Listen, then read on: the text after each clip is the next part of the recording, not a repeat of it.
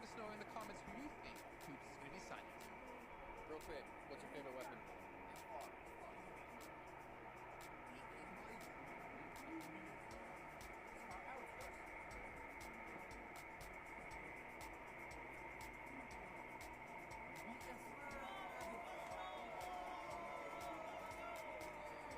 Naomi is leaving for Mad Balls, and Team Spirit are getting an unexpected replacement. After barely making it to PMWC 2024, Team Spirit achieved a very disappointing 15th place during the swipe stage.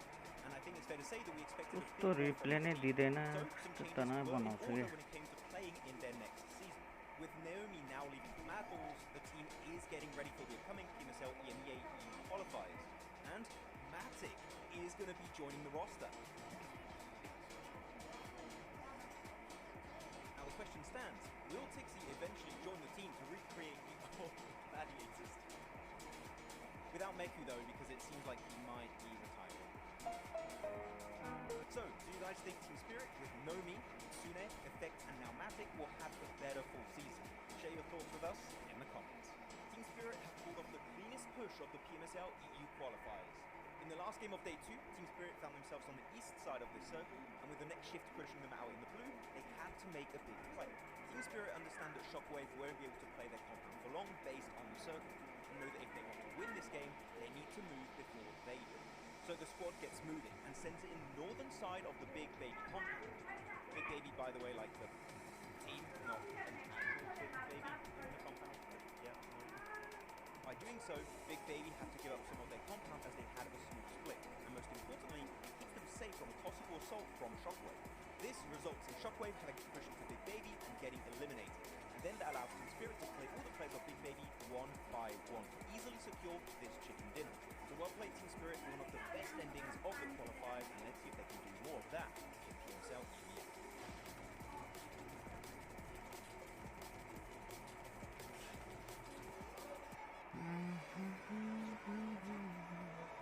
What's up, gamers? What's up, gamers? Welcome back.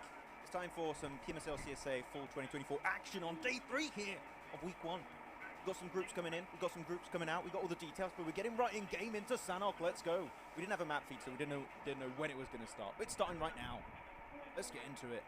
My map feed works. Oh, it works now? Mine works. Mine is not live. No. You baited me. Okay. Yeah, of course I did it. So Group D's not playing, so no DRS, no IHT, no Major Pride, no A1. But we will have, what is it, Group C back? No, Group B back. 52, HORAA, Stronger, and Arc Red. So Crypto, your boy Crypto, man. We'll have to see if he can make something happen for 52. Yeah, I mean, of course we did talk about them a little bit at the end of yesterday, right? In the sense that outside of that big win that they got on Miramar, they have 11 placement points total, so they got 1 placement point out of their other 5 games for 52, so we need to see, again, as I said yesterday, more in the bad games. That's why I'm really hoping to see a bit more presence from them, but what are you looking at?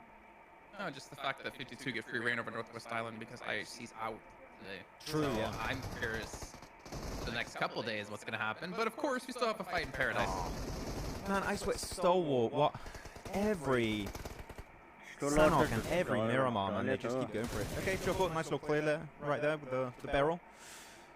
And, yeah, not looking great for Stalwart. Big rip. I thought you were going to curse there, and I kind of wanted to encourage it, to be honest.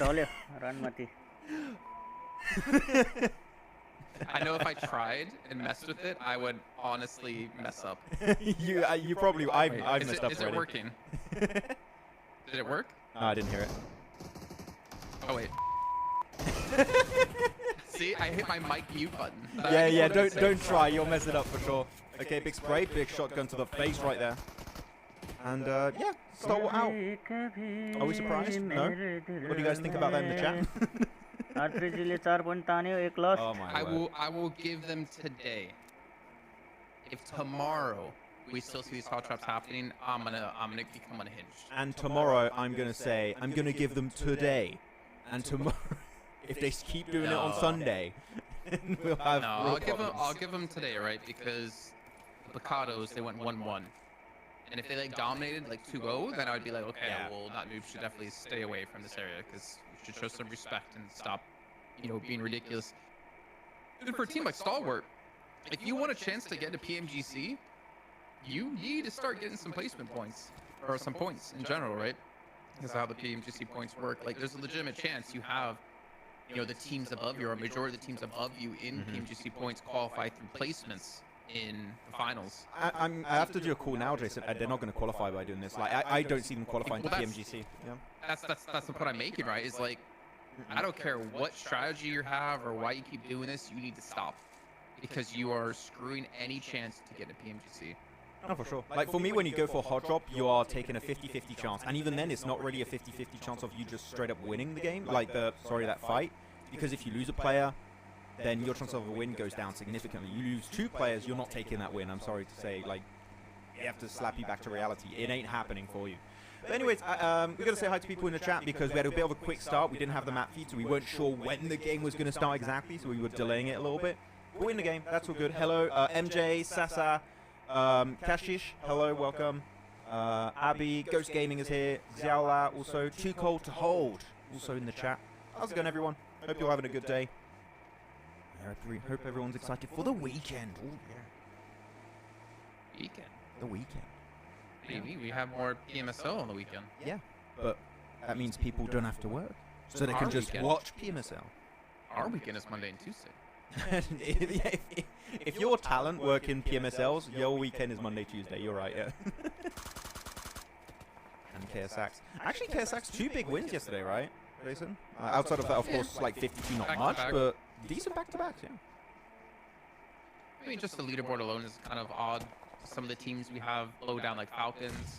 I mean, yeah, they've only played out 6 matches. They're going to be back again today, but like for Falcons to not get ahead of any teams, like there was another group who had only 6 matches and Falcons still didn't pass them. They're in 18th place with Stronger and Rook, who are from the same group. The only team that came out of their group that was surpassing was AOR in 16th place. So, a bit awkward. Weird. I mean, actually, I have a question for the chat here because I'm still seeing a lot of, not Star Wars Falcons believers, on Instagram, everywhere in the chat. Genuine question, and I want to see the reaction of the chat, and I'm going to, like, maybe weigh in a little bit, and you can too, Jason. Is this the downfall of Falcons after what we have seen and witnessed in PMWC, which, again, I think is their worst performance in the past 3 years of Stalwart / Falcons existing, even after the change of Peak and Scry? This is the worst performance they've ever had in those 3 years. And this is, of course, like, it's only 2 days, right? They had 1 day of play. But is this, like, them having to rethink their whole situation because they're just not performing up to par based on what's expected out of them? Like, that's the question that needs to be asked, I think. Yeah. Downfall, no. Rebuilding phase, yes. It's a way to put it. I think they're in a rebuilding phase because obviously bringing East into the team action, giving up his spot to him, right? I think it just takes a little bit of time now for them to get like back into the mix of things. I think they'll still qualify for PMGC. They should. How well they'll do, I don't know. I do agree. Actually, yeah, the rebuilding phase is true with East. And East, actually, we talked about it. Sure, they weren't being super flashy, but he was actively setting up the team for success multiple times, like going for some sneaky off angles and stuff. Really plays that we wouldn't see action doing that much. So in that sense, I see potential if they can build upon that base. So yeah, I'm excited. He played well. Yeah, he played probably the best. Yeah, I would agree. I would have to agree on that. Not even probably. Yeah, he did play the best on the team for sure. Seems like we got some answers here. Someone, Ha-Un is saying 52 comeback. Hey, also tell us which team do you think is going to be doing a comeback today? For those who are supporting teams at the bottom of the rankings, who do you think is going to do a comeback? Seems like a downfall, but got to give benefit of the doubt till PMGC. That's fair. I mean, if you struggle to play well locally, I mean, I say that after you can just look at Reject that locally do really bad and do well in global. But like, do we expect them to do well in PMGC after how they performed in PMWC, and if they can't replicate their spring performance in the fall season, right? I don't know. I want to see this season how it's going to go. We got map stream. Be careful. Oh, ready? Yeah, be careful. Because we can't go back 5 minutes, so don't show it. Oh, he's not working. But we can't go back because it just came on. I said don't show it. I was going to be super quick, but it wouldn't let me. Shaking my head. Yeah. Say don't do something, and he proceeds to do it. Like,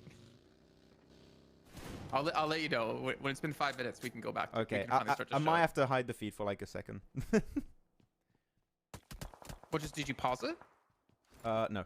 because it just popped on the screen instantly. But that was my bad. Anyways, looking at circle. No, I wonder where the sun's going. Kampong, I think it's going towards there. I think it's gonna be a little bit northwest. I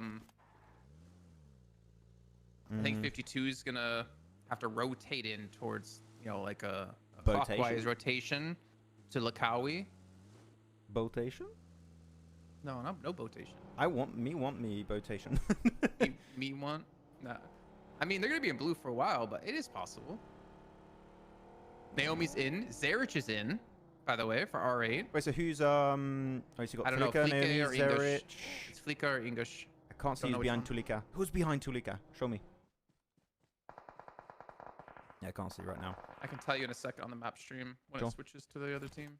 Chat, who wants a black coffee? I think Jason wants a black coffee.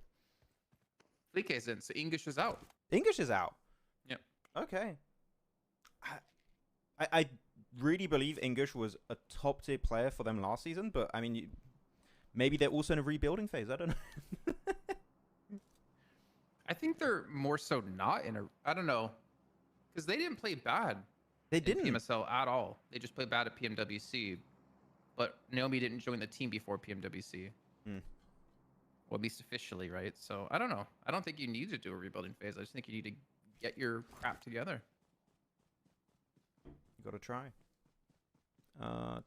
Max would love coffee, by the way, Salsa. I hate coffee. He's the biggest fan of coffee ever. Nah. He does like all the froofy stuff. He has this like €1,000 setup at home where he grinds the beans himself. He like sprays it with water as well, so the static charge gets eliminated. Bro, like just the smell alone disgusts me. Okay, I hate coffee. Your smell alone disgusts me. I love matcha. I love matcha. Matcha's great. I love that. Weeb. What do you? It's just tasty. It's tasty. Matcha's gross. What do you mean it's gross? Whoa. Wait. Team. Do we have team matcha or team coffee in the chat for those who drink? Yeah, but coffee's a no. Yeah, we'll come back along with all other Mongolian teams. I mean, yeah, Mongolia's been having a bit of a tough time recently. That's true. It was the Pakistani season this time around. At the start of this PMSL season, it's just Pakistan everywhere doing super well. Most of them. I'm going to come out with, like, being the biggest fan of Pakistan after this event. I can't wait to hear Seven Worlds Gaming's opinion. So what do you think about the start of I8? Oh, yeah. Team T? Oh, man. Team T. What about iced coffee, Max? No, he doesn't like any kind of coffee. Nah, I don't like.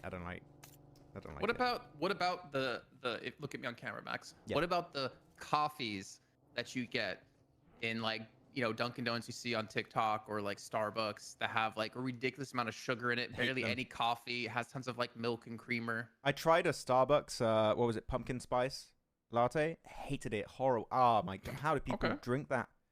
It's horrible. But no, matcha good. Would matcha qualify as a type of tea? I don't know if it would technically, but I'm hearing for the first time the matcha. matcha. Apparently, like, good matcha is nice. It is a little bit of honey and stuff. Is amazing. It's really hard. No. I mean, like, you have to get like the quality ingredient. Oh, like the like powder, yeah. Because a lot of it is just like it tastes different, and it doesn't taste like what true matcha is. Kind of similar to like wasabi, I guess, where you hardly ever find real wasabi if you ever have sushi. It's normally like horseradish. Yeah, you need the good stuff. What's happening here then? So we got stronger. Okay, is there 5-minute past on the map feed so I can like maybe black out the feed for a second? Okay, I'll just wait. I'll just wait. Sad to see Falcons like that as an old watcher. So it is sad. It is fine, Janu. It is how much, sorry? You said 4:45, so it's close. Okay, I'll just wait like an extra minute or two, and then we'll get the map feed. Cool, so you got R8 pushing on this compound. I mean, this is a good compound, but you need to share it between multiple teams. You cannot hold all of this compound as one squad. You can have 2, if not 3 teams in this position. So we need to see a bit of a sharing situation happening. But I don't think they're going to allow that one player of Rook to cross over. Yeah, Vic isn't going to be permitted to make the cross.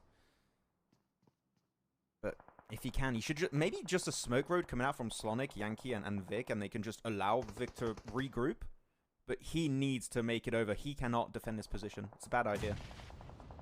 You're good, by the way, whenever. It's Good. been over 5 minutes. Okay, I'll try and wait for this fight to break out, and then I'll I mean, hide alright, feet. they're down Naomi. We got knocked earlier, so and they're down Zarich, so probably not going to survive here against Rook. I missed, was it Vix 1v4 against, was it HORAA last season? Yeah. That was so sick. Was it HORAA or was it DRS? I don't remember. It was one or the other. HORAA. Yeah, maybe you're right. That was a good clip. I don't see a DRS getting 1v4 like that. I think they almost got clutched up, DRS, at some point. We did in our top 5 PMSL CSA spring plays. I think that was number 2. It was 2 or 1 something. No, the number 1 was top. No, top was 1 before, yeah. Top was 1. Man, who's going to do the first actual 1v4? Do we have predictions in chat? Which player is going to do the first 1v4 clutch of the full season? Phallic? I mean, after how he played in day 1, could be. Or Doc, after how he played in day 2, could be. if before we started this event, you were like, Jason, you're going to be talking about how well I8 are playing, and you're going to be talking about Phallic being like the first person to potentially pull off a 1v4 this season, I would have slapped you silly, man. Like, no way I would have thought. And we're going to talk about Mad Balls, now R8, not getting a single placement point. So it's like, what? What are you talking about? Oh, my word. Okay, so HORAA is going to have to make that cross. And this is not an easy game here, Jason. You got that valley, you got high ground position that really doesn't have strong playable positions on top of the mountain. So it's, and of course you're looking at Muerte here, but there's so much terrain for them to have to cover and so many angles to be cautious about that I'm not sure if Muerte can really hold down the fort for the entirety of this match. They can maybe get a bunch of elims, but holding it successfully this entire time when you have like so many angles that again that teams can push you from, it's gonna be tough. I'm looking at Muerte for other reasons because of how damn well they played yesterday. So in their last 7 matches, they've had top 4 6 times. Okay, wait. I tried to hide the feed. I don't think I'll be able to show the map feed. Sorry. A 4th with 7 eliminations, a 4th with 5 eliminations, a 4th with 3 eliminations, a 15th with 5 eliminations, 2nd with 13 eliminations, 3rd with 9 eliminations, 1st with 11 eliminations. Like, they were playing extremely well yesterday, and I think I gave you the question of like for Muerte going today. Yesterday was like, I want to see if they can kind of be a level of consistent. And I think you said that you can see them being consistent throughout the rest of the season, and I was more like, I think that's really hard to maintain that level of consistency they were able to pull off. I think slightly below that kind of average is fine, in my opinion. Like, they're clearly above the 10-point average per game, which is already very solid. I don't expect them to hold it an entire PMSL season. But we talked about some of the individual players for so long, right? Like, you're looking at Eugene, Pusher, Foopsman, Tresley. No, it doesn't matter which region they were in, but we were talking about those as individual strong players. And now they just meshed in this Muerte roster. I think there's a lot of potential there.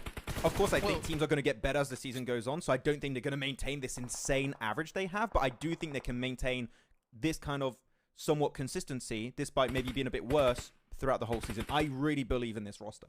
Well, there was a key thing you said was it's not like they were gifted zones and gifted fights all day yesterday. They were just all around playing really well. So I think that's one thing to keep in the back of your mind. Like, it wasn't luck that got them, you know. I mean, they dropped Campo Militar out of the 7 and Saverni, right? So there's they specifically dropped like super far away. So exactly. So people said the clutch is going to come out from No Fear, Dot, Crypto's gone.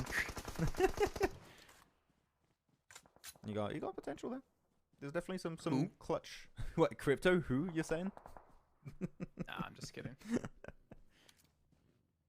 They're going to make a compilation. Jason being mean about Crypto for 15 minutes. I'm just trying to take over that hate. 7 paid me to take over the hate for him.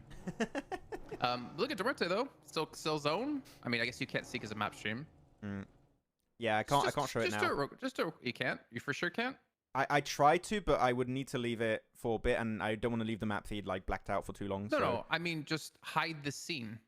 Your capture, right? Yeah, but then it goes black screen. Yeah, that's fine. I'll go black for a second, and then let's go. Because I think the map stream is like valuable for sure. Just refresh. Or yeah, there you go. Right. Oh, I was refreshing now. It wasn't refreshing properly. There we go. We got map feed. Hey, look at that, boys. And then I just show the scene again. Woohoo! There we go. Yeah, let's look at Muerte. They got the compound. They've got Falcons who's going to run into I8. So what? They can just kind of wait out this fight. Falcons are the ones that have to make the push in. If anything, they have to worry about AOR. That's the thing. I think AOR is going to be the main issue for them. I8 and Falcons are going to fight each other. So that's going to be the big... Oh, there we go. The fight's breaking out right now, it seems. That's a perfectly placed crate from the Z. A little bit of extra coverage next to the rock. Yeah, this is going to be the big fight. If I'm I8, you want to hold off Team Falcons here. You want to defend this position. But without the angle of Yuzum, really, I think they're just going to fall apart against 4 players of Falcons. They got P90 also, just rushing in your face with a, like DDS and 2 M4s. I don't see it work out. Yeah, but they're in close quarters of each other. So like one really well-placed nade with IQ on top of that rock could be really detrimental to Falcons. You can see IQ jumps down. They're pushing into them. DBS is in hand. They're going to get a couple of knocks here and eventually get the cleanup as well. Wait. Falcons should have... Did Falcons not have a single grenade? I guess not. Did they not? Because I didn't know their utility count. But if you have nades, that is the easiest push ever. Especially when you're doing a 4v. They just got 2v4'd by IQ and Noki. They didn't have nades? I guess they just used all their nades in the previous fight. What was that about? Jeez, Ice with 1 HP. He's going to be seen the second he peeks around this tree too from Noki. I think AOR did take a couple of shots. Yeah. And there you go. See the cleanup out of Fache. So, I8 survive. Muerte didn't have to really lift a finger here because obviously it's really difficult to see from the angle they're in. I wonder if we're going to see like a simultaneous crash from I8 and AOR on this compound, though. I'm assuming there's no upside at all to do that. I think you're going to see right now. I think you're going to see one team crashing, and then a few seconds after, the last team is going to go for a third party. Yeah, it seems like the most obvious kind of play. And I8 should know AOR is there since they stole the last limb or secured it. No fear. Desert. We didn't see him play yesterday. We did see him play, I believe. Oh, sorry. I see ST and I think Stalwart. Oh, Desert, the new playoff start. Whoa! Man, that's a cherry on the cake right there. Coming out from Desert. GG's. 2 eliminations with a nade. Gets the flush. And wait, is he... Desert? Hello? Did he get a little bit of help there? Yeah, he did from AOR, but picked up 2 easy limbs. GG's. Sorry, I just got delivered something. Oh, coffee? No, water and some cantaloupe. Cantaloupe? Melon. Which tilts me so bad that you call it melon in Europe. But then what's honeydew? What's honeydew? Melon. What? Do you know what honeydew is? Honeydew? No. So cantaloupe is the orange melon, right? Yeah. Watermelon is red, cantaloupe is orange. Honeydew is green. Oh, okay. And it has a different taste. I didn't know the name of that. It's still called melon in Europe, and that pisses me off to no extent. Yeah, I just call everything melon that looks like a melon. That's it. Yeah, so watermelon is melon to you. Yeah, okay. Well, we got the game here. I kind of like let's bring the conversation of what's happening. He's getting out of the conversation. Nah, it's a dumb conversation. We got some cool plays happening here. Okay, do they not have smokes anymore? You should have kept some smokes if you want to make that transition. Tulika's going to go out. Tulika? Yeah, there you go. There's no way that was going to work out. And they sent Fleek over to the side, so he's on the southern eastern edge. But yeah, I mean, Muerte were able to hold off their position. I'm surprised. IA and AOR did not crash them at all, Jason. It feels like maybe they were scared of a potential third party of the remaining team. So they just dodged it, but I don't think you should have. Maybe a crash would have been good. And sorry, I didn't see it. My partner came in to confirm something about melon. Oh, okay. And Muerte able to hold on a little bit with Foopsman, but it's not going to be enough. And I8 clear the northwestern side. AOR are still alive with only 2 players right now. They should be able to pull off the res, but it's going to be I8, AOR, and also Rook. They were able to hold off the compound on the road, so team fight. We talked about IQ having a decent day yesterday for I8. And again, I mean, it's like they held off against Falcons 2v4, and now they held off against Muerte a bit there, or at least they were able to help fight it. Pretty strong start here for I8, considering. And now Rook. I mean, this should be Rook's game, no? There should be no way. I mean, in finishes like this, you don't really know. It's based on also if you have nades or not. They got nades. I8's won every Sanhok so far. Oh, now that you say it like that. Oh, clean nade, Yuzum. Oh, wow. Another one? Yeah, but they're like being encroached upon so closely by Vic. S12K, he's going to eliminate them, yeah. No not chance. 3 times. Yeah, this should be Rook's game for sure now. the UMP, a little above straight. Oh, he hit the rock most of the time. That's unfortunate. Got some support from the back line. Gets one knock, but yeah, that's going to be it. GG's, well played, Rook. Actually surprised that they were able to make that rotation uphill. But I think the reason they were able to do that here, Jason, is because that fight between AOR, Muerte, and I8 took so long to be resolved that they could not possibly look at the ridge and hold off teams going uphill. And that gave them so much space to make their way uphill and then just take full control. So yeah, they made full use of the situation and Rook takes the win. GG's. So back to the melon conversation. Okay, what do you want about the melon conversation? So if you're ordering melon, you have no idea what you're going to get, right? Mm-hmm. I mean, like when you order like melon, you don't know what you're gonna get then. So in France, I'm gonna because I have the French logic when it comes to this. Okay. In France, the logic is I will say I want an orange melon or I'd want a green lemon. Lemon, not lemon. Melon.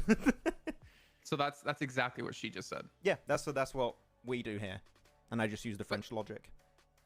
I mean, I can't really argue against it. I just don't know why they don't have different words for it. No.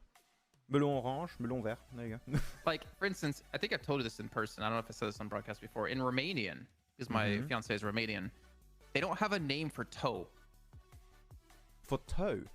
Yeah. In French, do you have a name for toe? Orteil. Like on your foot, right? Yeah. So in Romanian, they have finger of the foot, is what it's called. They don't have a word for toe. It's finger of the foot. Yeah, they need to get a new patch note for Romanian. they need to patch that. That's enough.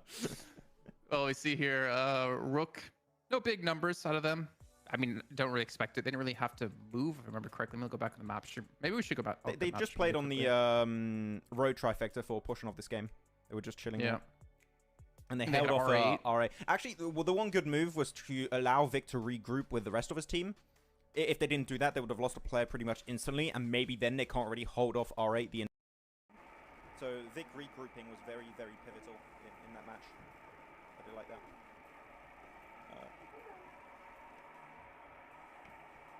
Finger of the foot, I know. Okay. Sassa's been shocked. Real fast. I'll be okay. Like 30 seconds, not even count it. Go for it. Okay, so do you guys have any topics, questions? How do you feel about that previous game here? The win. Where's Action for Team Falcon? So Action is not playing Mama Bolo. Action is not playing. He is being replaced by East currently. He's being subbed out. Is that going to take effect the entirety of the season? Is that Action maybe... Actually, that's a question. What do you guys think? Does this mean Action is maybe looking to retire? Like, I have heard rumors going around of like players looking to retire that were in top tier teams that made their money and are just looking to get out. And I believe Jason Action has got a family too, right? He's got a kid and stuff. I don't know. I saw people in chat saying like Action and his wife divorced or something, which is why he's like put himself on the bench. Or I don't know. Like I don't know that much. It really annoys me because in other esports, you know who in-game leader is, you know about this stuff in their personal life because they'll make statements about it so people know like what's the reasoning. But in PUBG Mobile, man, you just don't know anything. I swear. Yeah. I just know that the family life maybe can take a toll and take a lot of your focus, and maybe you just like, I wanna chill over there. No, that's why you don't get married. Yeah. Said the man that is now fiancé just a few months ago. Who knows how long we'll be engaged for? Jason, were you taken hostage? Blink twice, if that's the case. Oh, okay. Oh, okay. Oh, we have the same in Madagascar. Ratsatana. It's Ratsatana's fingers and Tana's hands, and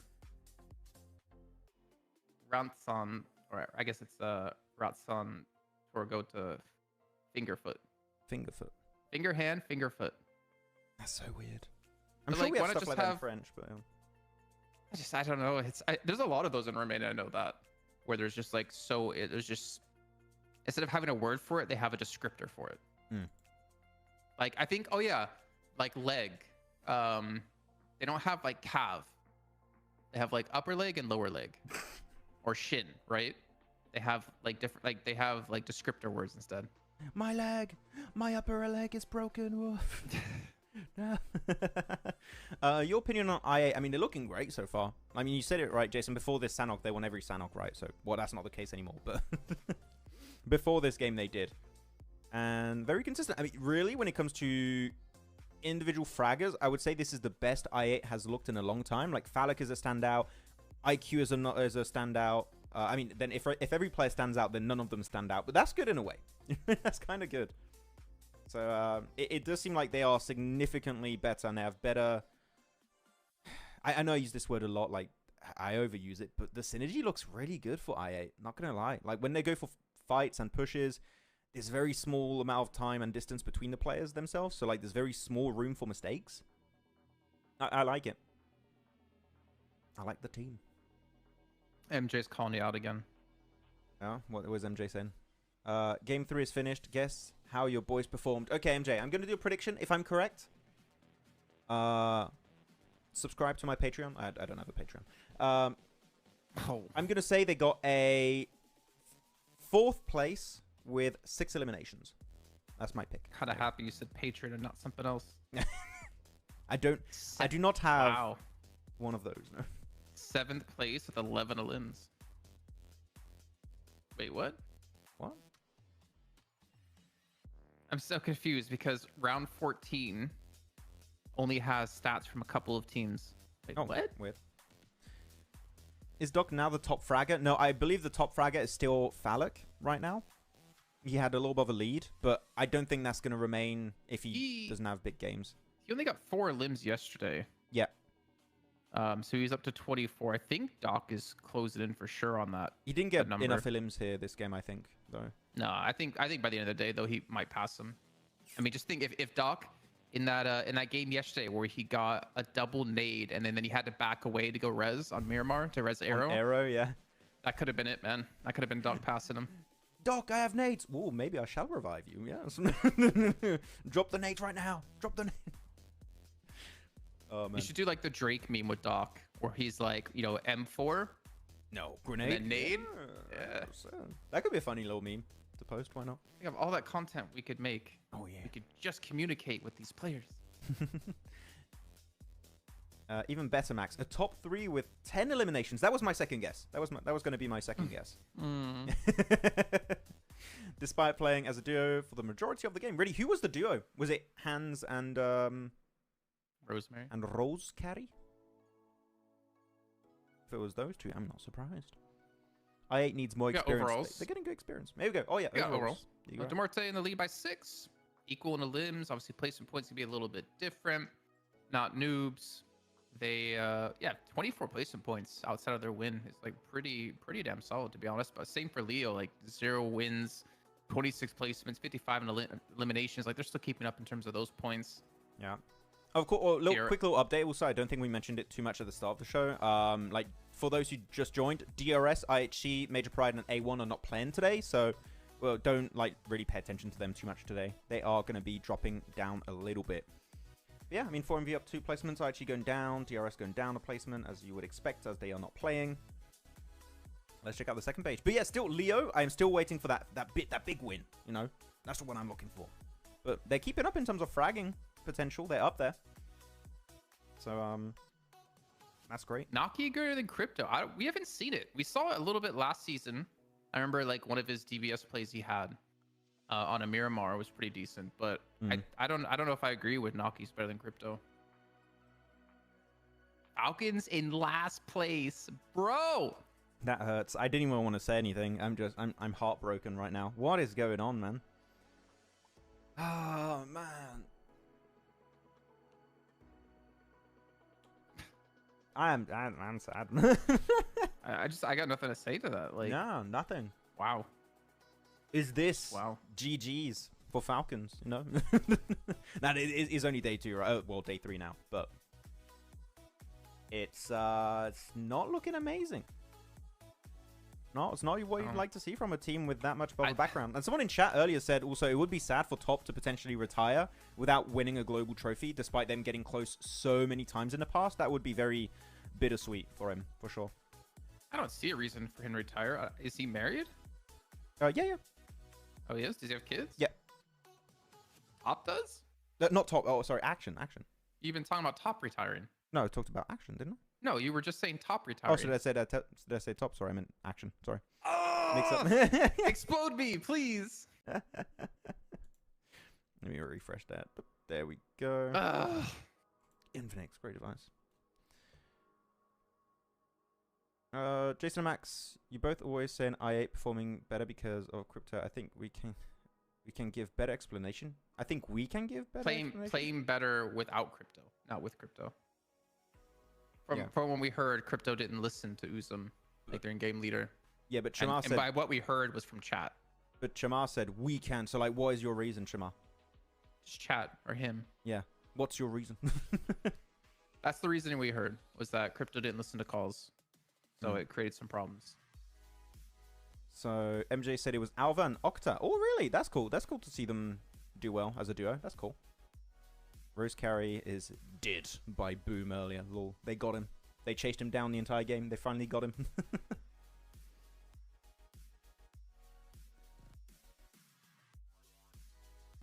I want to be so mean to Odin's comment. What was it? Oh, I see. Why? Oh, we got another TDM today, Max. Who's it going to be? So I guess it's the winner of each day gets a challenge a team. Since I won day one. They were number one day one. Yeah. So I would say... So now Muerte get to choose the team, I think. Oh, do you think it's first? Oh, I thought it was going to be like the team of the MVP of each day. That's what I thought it was going to be. Because if that's the case, then it would be 4MV. I guess we'll find out later, right? It'll be or Muerte or 4MV.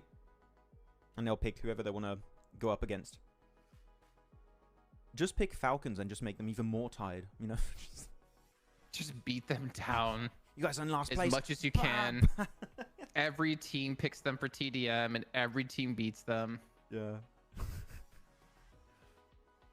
Doc will select the team. Okay, so that's what I thought it would be.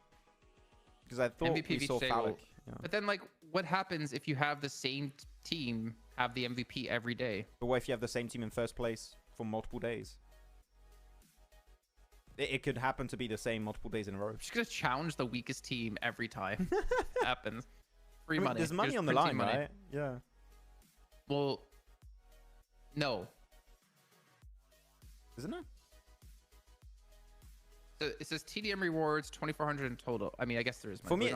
For me, I see show match prize distribution. First place 1,000. Finals, finals, bro. Yeah, but like maybe there's a qualification. Maybe there's a qualification through this, and you get points. No. I don't know. This is I bet you that's just the show match in the finals. Okay, maybe I don't know. So what's the point of TDM here? I don't know. Why does it have an impact? I look on the right side. TDM rewards 2,400 in total.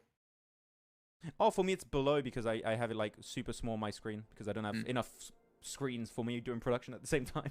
Well, let me calculate actually. Let me see. Let me add up the numbers from the show match. Because the show match equals no. So the show match prize distribution finals is over 2,400. So there's a separate reward for TDM, but I have no idea how it works. Okay. Checking the comments real quick. Yes, exactly. Phallic himself said yesterday in an interview that with the teamwork. With crypto was very weak. Yeah, that's like the sentiment that we've heard from multiple people. Me and Jason, we've heard that go around for a little bit. The game is ready. Yeah, we saw that Con. We saw that on stream actually. Winner 200 per match. Okay, so there's only 12, and that makes sense. Well, no, because there's only 11 days of TDM because there was no TDM from day one. Yeah. Unless they're playing a TDM on day one of finals that carries over from league stage.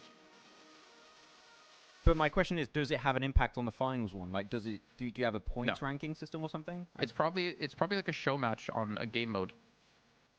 Oh, like it does say show match. You're right. Yeah, just maybe. But by then, what mode are we going to be in? We're still going to be in. I don't know. This. No. We're going to be in the new update. Normally, we might be in a new update with the werewolves and the vampires. Well, it's going to be a cool update. Who are you? Who would you be? Werewolf. Because the werewolves are kind of broken. You can run up walls and stuff and just camp in towers and stuff. So I kind of like them. Okay.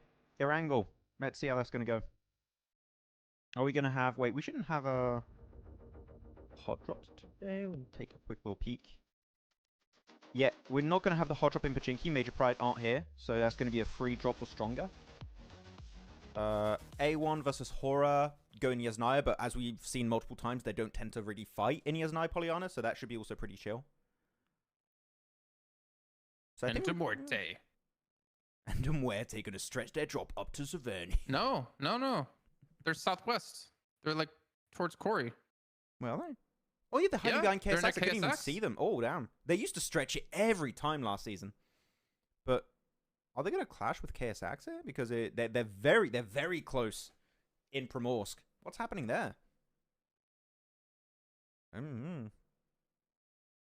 Max, that would be one bad werewolf. It would be.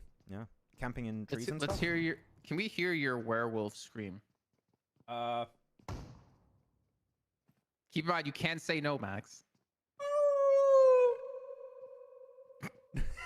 There you go. That's what you're getting. Still a better story than Twilight. Yes.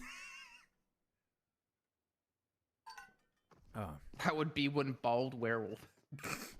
Just imagine Max is a werewolf and he has the same hairline. It's just like you can just see the forehead. It's my night light. It reflects the light of the moon. I can see in the dark. Okay. Blinds any oncoming cars. Oh no, crashes in a tree. Free lunch? Yes. Great. Free lunch, of course. De Muerte, KSX then. And this is a weird hot drop. I don't recall seeing hot drops over here. I mean, it was a super southern playing path. It was. But this is... I kind of like it. Whoa, wait. Oh, Becca, no. But it is odd because last season, we've talked about them so many times, right, Jason, that they would stretch the drop no matter what plane path was coming their way. They would just stretch it, make it to Severny, and do their typical plane, their typical game. I'm loving chat right now. That was so cool. Do the howl again, please. Max Wolf. Wait, maybe I can enhance it. Wait.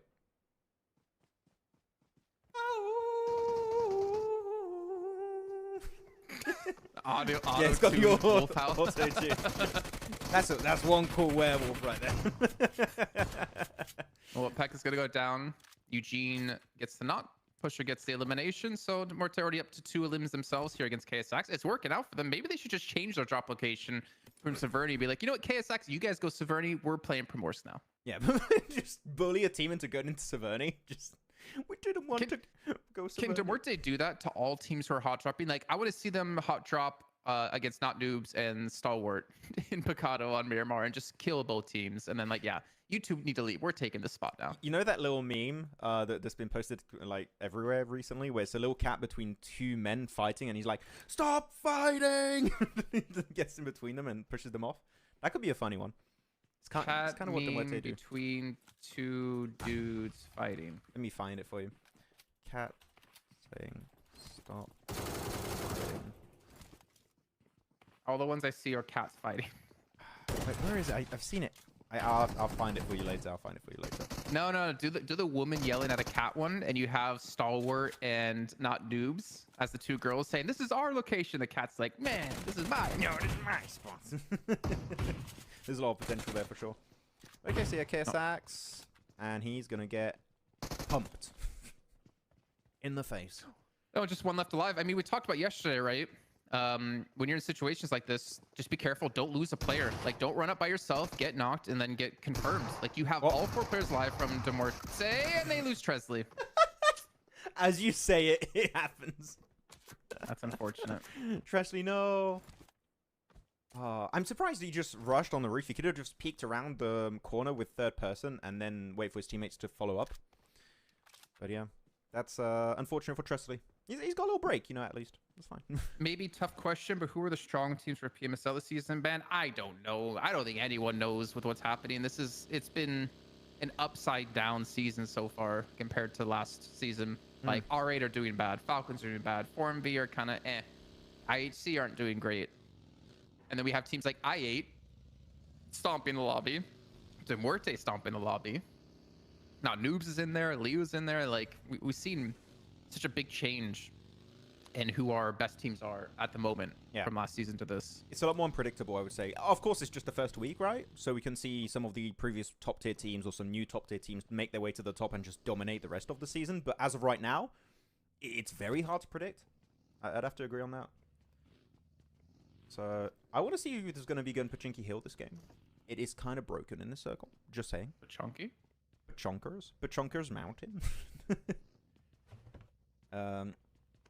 I8 will take first position again in this game. Really, Cristiano? Okay, so if that doesn't happen, you're banned. Okay. Wait, doesn't Stalwart normally drop Rozok? Because they went to Mansion and left R8 had full reign of Rozok. R8 always dropped Rozok. I don't remember that fight happening in like at the start of this week. It always takes me like a little bit of time to remember all the drops by heart, but I don't recall that fight happening. HORAA A1 was happening.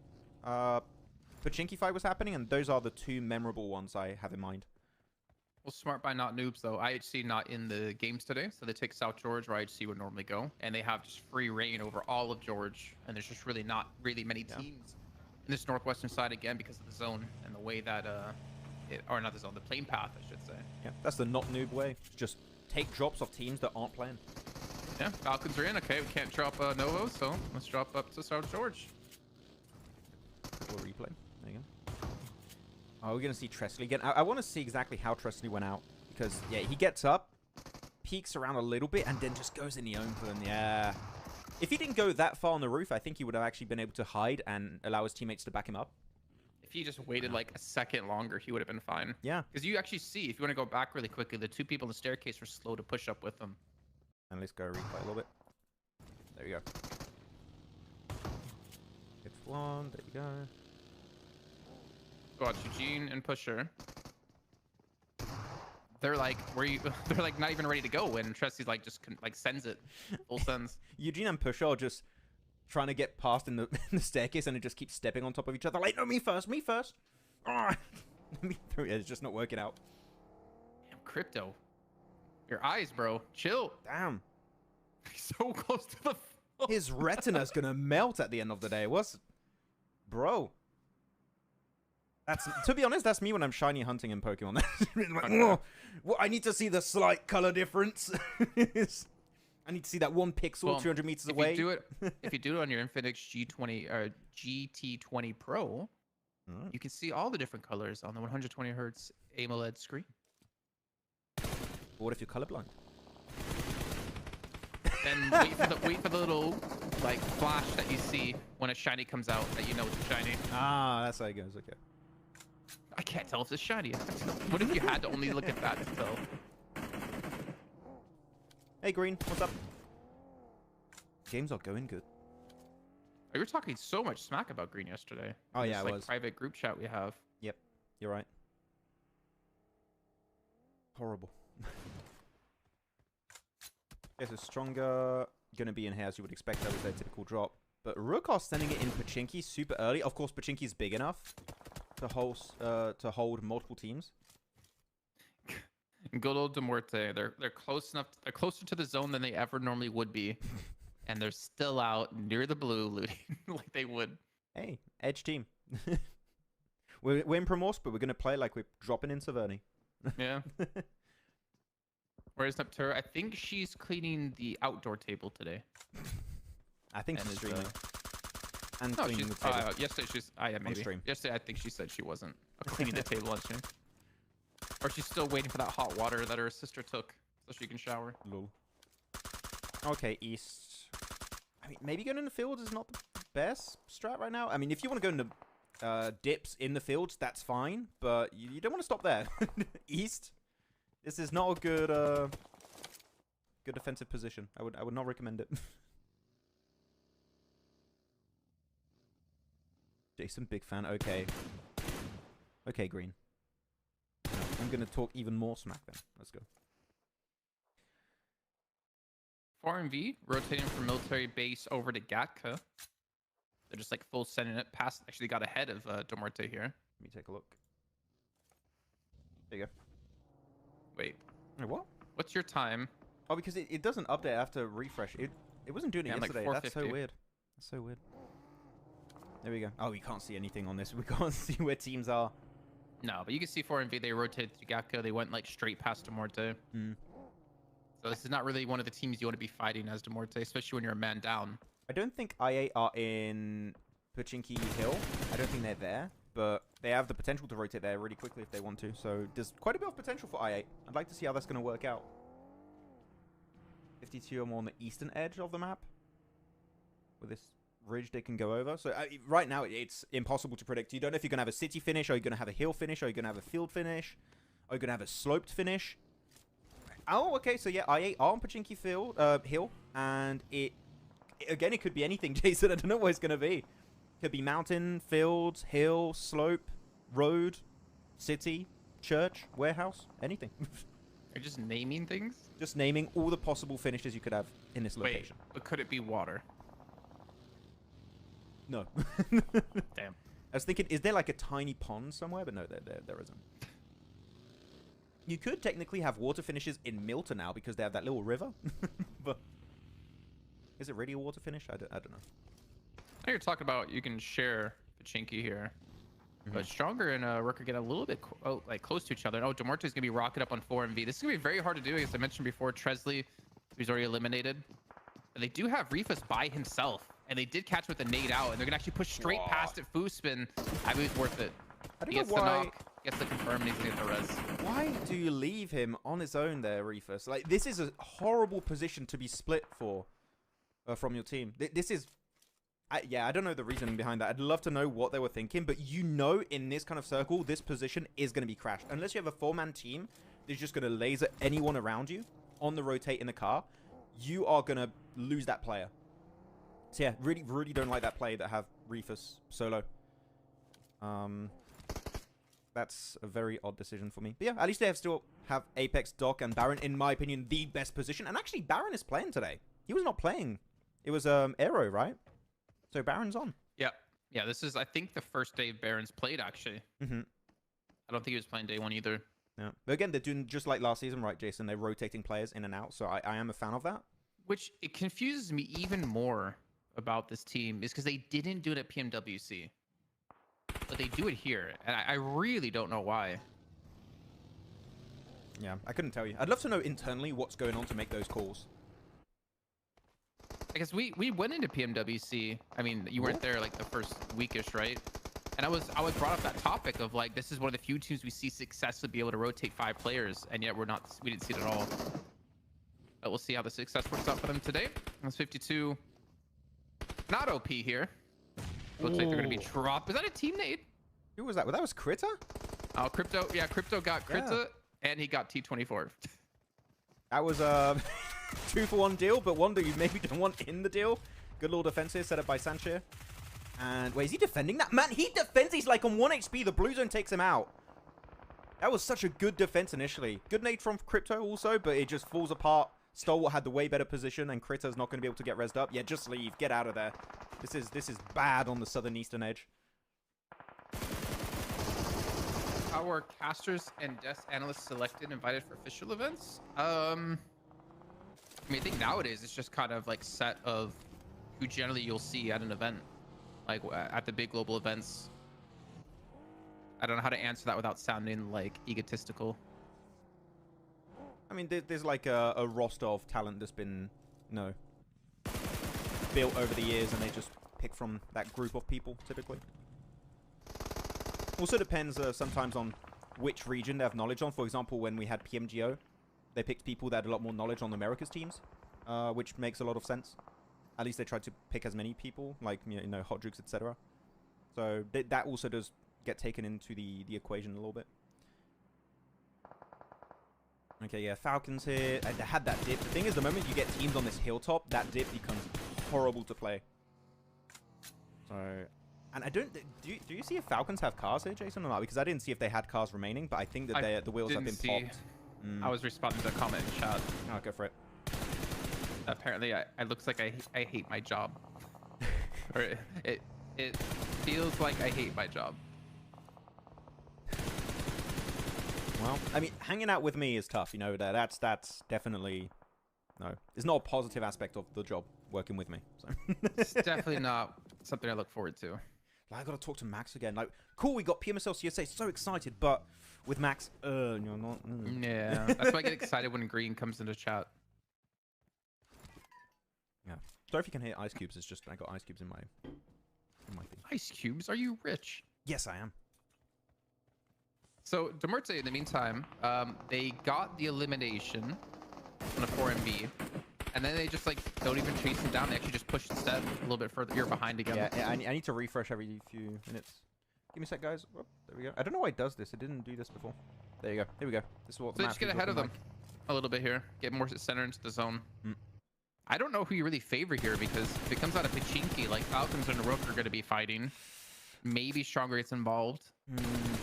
I feel this is like really tough actually. I think we're going to see crashes and stuff, and it's based on who's going to win those individual fights. This is tough to predict. Tell us in chat if you guys are predicting a team to win this from this circle. If you predict correctly on this circle, you're like a god amongst men. Like Max will shave his eyebrows. No, but I will, I will congratulate you. I was gonna organize this so everyone picks a different team. Just get like 15 or 13 people together. You pick not noob, you pick HORAA, you pick these guys, and we'll be Exactly. sure there's a 100% success rate that Max will in fact shave his eyebrows. Yes. But Too bad in the finals we can't have you get your eyebrows shaved, if you know what I mean. No. The only thing I Not would be there willing early to do enough. for bet is like maybe shaving my hair or dyeing it. That would be... No. I don't think you understood. What? Because she's not there early enough. Oh. To do your eyebrows. Mm-mm. Do you get it now? Yeah. No, she would. I almost wanted you to tell me to make sure you knew what I was saying, but I'll trust you this time. I'll trust you. Circle about to shift though in 10 seconds. To be honest, looking at the locations, I kind of liked what Leo could do. I don't know if they're going to pull off like the playoff sending on the mountain on Pachinki Hill, but Leo have maybe potential there. We'll see how the that zone goes. did just shift. It went towards like the west side here. So 4 and V are out of the zone. Muerte's in the zone, and Leo's like partially in the zone. Well, like 3 out of their 4 members are in the zone. So if now Falcons or Rook are gonna have to fight, most likely in Pachinki. I would imagine Rook is gonna try to gatekeep them here because they're closer to the zone. But I wonder if I8 might try to go clean it. I think I8's gonna wait for them to leave Pachinki as well. I think if you're in Pachinki, you're no chance. I think Pachinki, unless you survive as a 4-man, which I don't expect to happen, you're gonna have a tough transition after that. No, I mean Rook are down to 2. Falcons do have 4 left alive at least. Just Falcons, yeah, but you cannot afford to lose a single player here. If you want to live Pachinki like successfully, you need to keep every single player alive. Because after that, you have to crash pretty much. You can't just survive in a dip or next to a ridge or something. Like every strong position now is taken. So you need to keep 4 players alive, Falcons. I'm actually surprised they were able to make it out of the dip in the southern eastern edge of the Pachinki fields. That was very impressive. I don't know how that worked out. We didn't quite see it, but... Yeah. East got caught up, right? I guess he got away. Wait, Ooh, again, third Yankee? partied? Oh, they are! Yeah, Stronger on top of the church, which right now, church is the best location if you're in Pachinki. It's amazing, but... I mean, the thing is, if you're in Pachinki, like, I feel like Stronger's just going to take you out as you transition away. For sure. Like, Unless you really do, like, a wider rotate. the thing is, because of their position, they'll be in the blue before Rook and Falcons, so they need to move. They can't hold them off as much as they would like to. The circle's just not allowing that to really happen. Oh, Yankee full sends it out of Pachinki. Where is he going to go? I have no clue. But Falcons will live to fight another day. In the meantime, I think Stronger is even being knocked as well. Or maybe I'm like a second ahead. Yeah, I'm like a second ahead. You see Spike go down the elimination feed. Go. I mean, 4MV here have cars, I believe. Because by foot, you're not making this rotate work out, for sure. It still sucks they lost Reefus, man. That was very avoidable, let's say. Register's got a decent spot. Who's in the warehouse right now? I can't click on the map feed. Can't see. I think Arc? No, Aura? Is it HORAA? Okay. Sky? Oh, yeah, it is. Yeah, you're right. HORAA's over there. Good little spray from East there. Gets Vengeance for top. And the Zed gets flushed away. He's out, so it's just East now, as a solo. Unless Icy is able to crawl his way over to the Harry Potter Tower. I don't think that's going to happen. Yeah, he's out. There you go. It's just East, solo. Man, East is really... like the lone survivor a lot of these games for Falcons. It's really impressive how he's performing for the team. I'm curious. I'm not I'm not sure if it's him playing well to like survive or if it's like a mishap of synergy within the team. I think it is that to some extent. But I also think he's taking the better, stronger positions in some of these engages. Yeah, exactly. Like the off angles he's held that we saw yesterday were like super good. And I don't know. Like, yeah, I don't know. We'll see. We'll see how it goes. He's eliminated anyways. Falcon's still gonna be holding on to last place. Man, Doc just lasered him down. That was super clean. Yeah, but Arcred now playing the buildings. They're gonna have to leave that position. You have to clear out HORAA. You have to clear out also Regicide. Because really, like that. wait, so I'm gonna do the map feed. Go for it. No, that Muerte push like pass after getting Refus and pushing past 4MV like really worked out for them. Like that zone just kind of hovered around them the entire time, which gave them a nice little safe haven to play from. But Leo, you were talking about earlier, they are quite spread here with like a 1-1-1-1. Yeah. But it looks like they're catching out I8 in the meantime, and then they have a lot of room to play from here. I am happy they were able to bully I8 into going down in the field because that is the kind of play that's going to give even more control. There you go. I8 are out. So this gives them full control of the hilltop of Pachinki. And unless they mess up big time, with all the teams going to have to fight each other, like 4MV going to have to fight Muerte unless they go for wide western wrap. Regicide going to have to fight Arcred or 4MV or Muerte. Then it's just a bunch of solos. This seems like it has to be a Leo win unless they do too big a split and they start losing players one by one. That is going to be the downfall of them.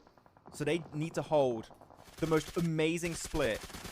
I would just say go for a 2-2 split if you're Leo. Do a 2-2 split, 2 really solid angles, and just apply pressure on anyone that's going to survive these fights and push in from the northern edge. This should be a Leo win, really. Good couple of shots at a red side here to help take out 4MV. Though they still have one player, Apex, remaining. But Muerte's there, watch the angles as well. Apex should go out here. Playing in the smoke. There it is. Good cleanup. I'm sure he was in FPP mode to try and use the smoke and just slightly peek through it, but it was just not going to be enough. He had too bad a position. I love how in chat it was like, yeah, Cristiano, Regicide, winner chicken dinner is coming, and they're down to like one player. Womp womp. Hey, it's hard, it was hard to predict. It was really hard to predict this game. So if your prediction was wrong, I'll give you a pass, guys. Don't worry. Which team did you predict? Did you pick one, Jason, or not? I don't think I picked one. Nah. Let's say you picked Leo with me. Okay. I went to Muerte. I'm gonna go to Muerte. The Muerte? Okay. DMR. Just because you picked Leo. They are currently in, yeah, okay, so they're playing the little plateau, which I like, which is where Vaz is. They just clear Vaz. If you get that plateau, easy fight against the Muerte. Easy fight, but you need to clear that spot. Max, you did say at the start of the day, you're waiting to see that big win out of Leo. 12 eliminations. Zypha on 6 limbs himself. This could be that big win you were hoping for. Yeah, the thing is, I think they maybe are giving too much space to Muerte to move to the west.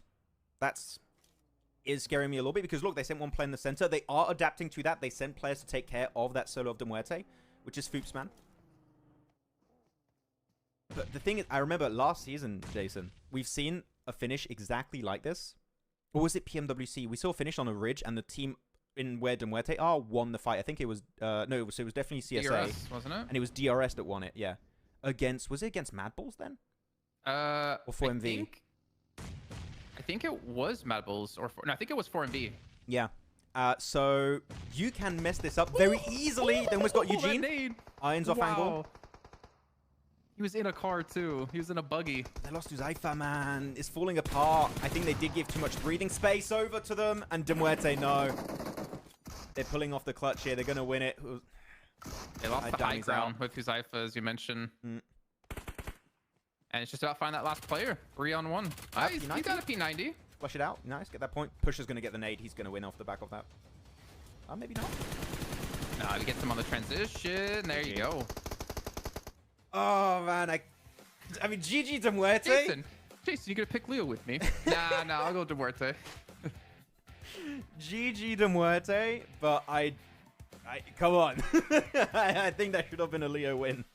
I mean, what's really impressive for that is remember they hot dropped in the beginning in Primorsk and fought against KSX, beat KSX but lost Tresley out of nowhere when he shouldn't have, and then they still were able to win the game, even being down that player. I think that's even more impressive out of them. As a 3, they caught out Refus from 4MV. Then they did have a little bit of zone luck because they didn't have to move for a very long time until basically just Leo left alive. But a little bit of luck, but still, like, very impressive. They're able to pull off a win, being a man down, also changing their drop location instead of going to Verni. Yeah, I think that's kind of Muerte sticking around that consistency that you're talking, that you expect them to be able to pull off. I want to go through one of these plays here, Jason, again. But yeah, the thing is, they're a team to drop in Primos this game, and they still pull off an amazing rotate, right? Like, it doesn't matter where they drop, they're just consistently reaching the late game for Muerte. They're being so damn consistent. I really enjoy how they're playing it. I still think Leo should have won this, but I said it earlier, right, Jason? There was one big weakness to what Leo were possibly going to do, and unfortunately, they did do that. They did solo splits. They did solo splits, which means that you lose a single player. That player is out for the rest of the fight. Huzaifa going out first is what just allows Muerte to take even more control of that situation. Actually, wait. I don't know if you spotted that earlier. I just realized Eugene was playing the rooftop. If you see on the top side of the screen, he was playing the roof. Is he the one that knocks Huzaifa? Maybe. I did not realize that during the game. That is so good because it stops Leo from peeking aggressively over the ridge. Now he has to go down. Dropped. But, like, before that, it allows Foopsman and Pusher to make it to the ridge. So, super impactful position for Eugene. That gives them strong info and also pressure to make sure they don't actively, like, hold off the ridge. The nade, though, that comes in at Huzaifa on Eugene, like, that was so close. Like, that was insane. Yeah. And it's Huzaifa, then, that gets knocked by Foopsman. Yep. But, look, that's the thing. You look at this angle again. All the players are split. All the players are split. If a single player gets knocked, they cannot really assist them in any way, shape, or form. Iron had one really strong angle.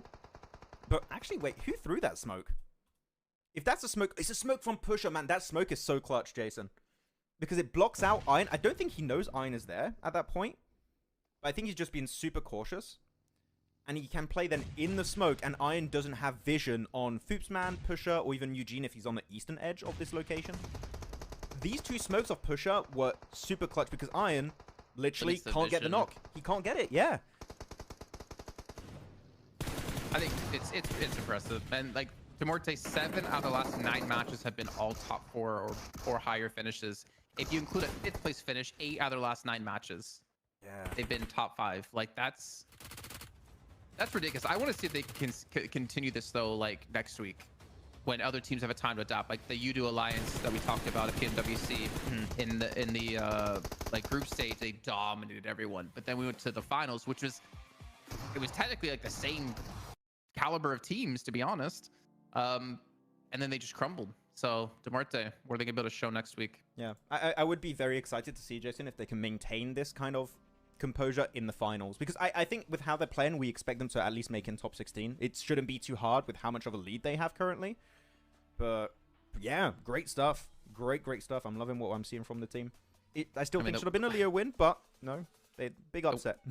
The way we're going, Falcons might not even make it to the finals at this rate. You wouldn't think that you would even imagine that happening, you know? It's so weird. Not qualifying for the finals, that'd be ridiculous. But yeah, really good for like second game here of the day. Really happy with that. We're also really happy to hear you commit to Leo and then try to get me on the Leo bandwagon. I'm like, nah, I'll go with Muerte, and of course, you know, Muerte win. You just went the other way because you knew I picked them, so you're like, That's exactly what I did. Not even kidding. I mean, genuinely, right? I think this is a question also for chat, but also for you, Jason. When you look at Leo, you expect them to win purely off of the position alone, right? Like how they're split and stuff. But Eugene playing the rooftop, maintaining pressure on all of Leo so they can't really peek over the ridge as much as they would really like to, allowing Foopsman and Pusher to make their way over to the ridge thanks to Eugene's position, then sending Eugene as backup, the 2 smokes off Pusher to negate the angle of Iron on the western side. Like, so many little details, but it makes it so that the small mistakes from Leo become even more apparent, and it just crumbles apart pretty much instantly. So great stuff. And yeah, Pusher MVP, almost 900 damage, 4 limbs this game, and Huzaifa's up there actually, top fragger. GG's. Yeah, Sky, he was the last person left alive in that warehouse out of HORAA. Yeah, I don't know. I was just thinking back to the Pachinki fight with Falcons up against Rook. Rook, thank you. And Stronger, yeah. Stronger, just kind of third party. And Rook actually just pieced out, if you didn't notice, in the buggy. And he survived longer than Stronger and Falcons, funny enough. Just got to survive as a solo first man. 2 games. Just like East, also. Oh, man. Yeah, there's some weird stuff happening at the start of this CSA season, I do have to say. But I'm enjoying it. It's unpredictable. So, a lot of weird stuff. That's going down. There you go. Leo, still 13 limbs. Big game for Leo. I still think Leo's best play this game was applying pressure the way they did on I8. Because if they get crashed by I8, because they were split at the time, then I think I8 maybe get top 3 or even a win off the back of that. So they knew I8 was going to be the main threat to them. And then just make sure they clear their backside on the east. So that was a good play. And yeah, 20 points here for Muerte. GG's. Apparently, Huzaifa has now more limbs than Phallic. Really? I mean, he had some good plays in day 1. He started off really well today, right? So I think where he was at the end of day 2. I think he was in our top 5, so I would imagine he passed him. I think so. R8 0 points, man. They had Rozak all to themselves. Decent transitions. Wait, like with these circles? Yeah, that's a very easy transition. When you had most of the teams on the southern side, because it was a very southern playing path, right? You would expect a team that drops on a northern location like Rozok to have a very easy entry point, but nah, 0 placement points, 0 limbs. I'll give R8 some sort of leeway considering they're changing out around who they're subbing, right? Like English is out, Zerish was out yesterday for Naomi to come in. Yeah. So they're still trying to figure some things out. And again, it is week 1, so I'm not going to judge them too harshly, but it is a little bit concerning. A little bit. It's a bit spooky. Don't like that. Okay, with that said, I think we're going to head on over to a break, guys. That was 2 matches already done and dusted. We got 2 more Erangels coming up in a few minutes, so stick around, get yourself a drink, some snacks, and we'll be back for match 3 in a few short minutes. See you guys in a bit. Snackies. Bye. Woo. Team Spirit have pulled off the cleanest push of the PMSL EU qualifiers. In the last game of day 2, Team Spirit found themselves on the east side of this circle, and with the next shift pushing them out in the blue, they had to make a big play. Team Spirit understand that Shockwave won't be able to play their compound for long based on the circle, and know that if they want to win this game, they need to move before they do. So the squad gets moving and sends it in the northern side of the Big Baby compound. Big Baby, by the way, like the team, not an actual Big Baby in the compound. Yeah, no. By doing so, Big Baby have to give up some of their compound as they had a small split, and most importantly, it keeps them safe from a possible assault from Shockwave. This results in Shockwave having to push into Big Baby and getting eliminated, and then that allows Team Spirit to clear all the players of Big Baby one by one to easily secure this chicken dinner. So well played Team Spirit for one of the best endings of the qualifiers, and let's see if they can do more of that in PMSL EMEA.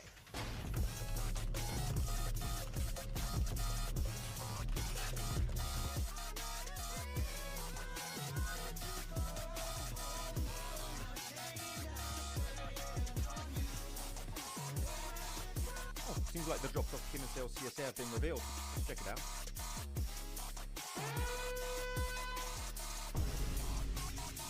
Wait, okay, well, it's just Sanhok, so whatever. Like, let's just move on. Oh no! Wait, Erangel has a hot drop in Northern George, Pachinki, and Milta? Let's check Miramar. Oh.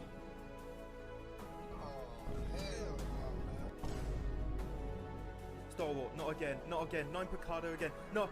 Ah! Crypto is leaving I8. Again. It's the second time. After securing a 14th position during PMSL CSA Spring, I8 Esports official page shared that Crypto will be leaving the squad. Though from the comments I read, it doesn't seem like this is a massive surprise in the community. Let's keep in mind also that Crypto has joined many orgs before, such as Stalwart, Unicorns of Love, and Twisted Mind. So because of this, he could technically move to regions even outside of CSA, though this does seem unlikely, because this new post here was just shared by Regicide Esports official Instagram page, which... Wait a minute. Whoa. That's Crypto! That's Crypto right there!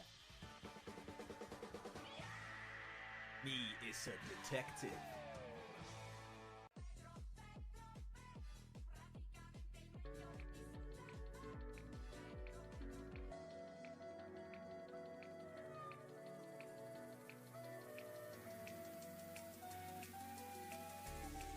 Coops is leaving Enigma Galaxy. Well, some of you detectives out there might have noticed that Coops was playing under a different name, Carry, with the Team 3D Max in the Titan series. He is a detective. No, not that kind of detective.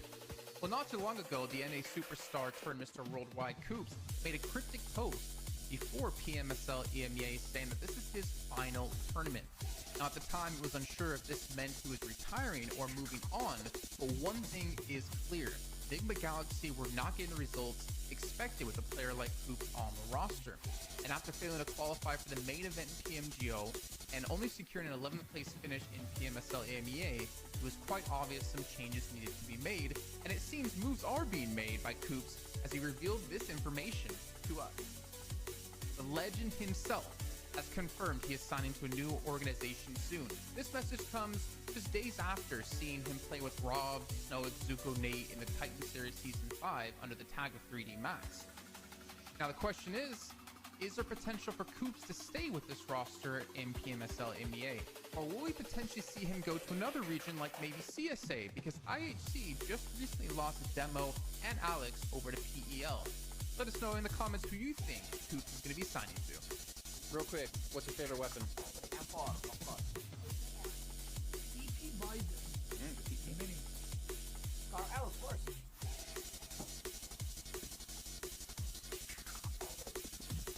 BS Lad. Naomi is leaving for Mad Balls, and Team Spirit are getting an unexpected replacement. After barely making it to PMWC 2024, Team Spirit achieved a very disappointing 15th place during the survival stage, and I think it's fair to say that we expected a bit more from this team. So, some changes were in order when it came to playing in their next season. With Naomi now leaving for Mad Balls, the team is getting ready for the upcoming PMSL EMEA EU qualifiers, and Matic is going to be joining the roster. Now the question stands, will Tixie eventually join the team to recreate the old Gladiators team? Without Meku though, because it seems like he might be retiring. So, do you guys think Team Spirit with Nomi, Kitsune, Effect and now Matic will have a better full season? Share your thoughts with us in the comments. Team Spirit have pulled off the cleanest push of the PMSL EU qualifiers.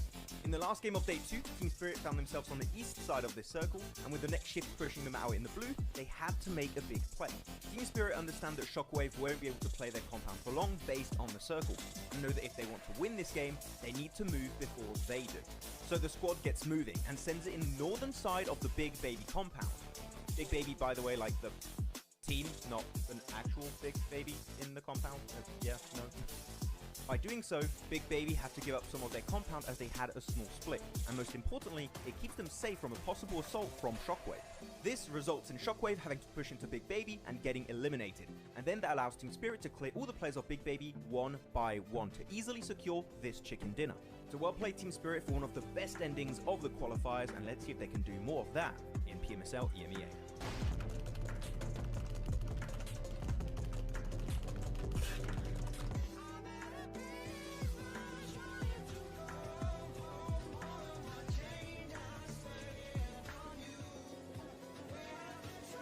Seems like the drops of PMSL CSA have been revealed. Let's check it out.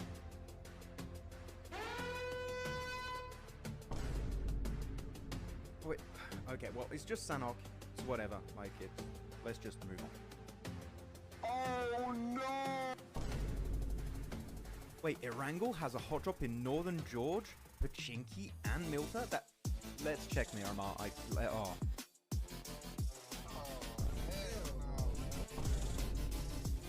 Stalwart, not again, not again. 9 Picardo again. No. Ah! Crypto is leading I8. Again. It's the second time. After securing a 14th position during PMSL CSA Spring, I8 Esports official page shared that Crypto will be leaving the squad. Though, from the comments that I read, it doesn't seem like this is a massive surprise in the community. Let's keep in mind also that Crypto has joined many orgs before, such as Stalwart, Unicorns of Love, and Twisted Minds. So because of this, he could technically move to regions even outside of CSA, though this does seem unlikely, because this new post here was just shared by Regicide Esports official Instagram page, which... Wait a minute. Whoa, whoa. That's Crypto! That's Crypto right there! Me is a detective.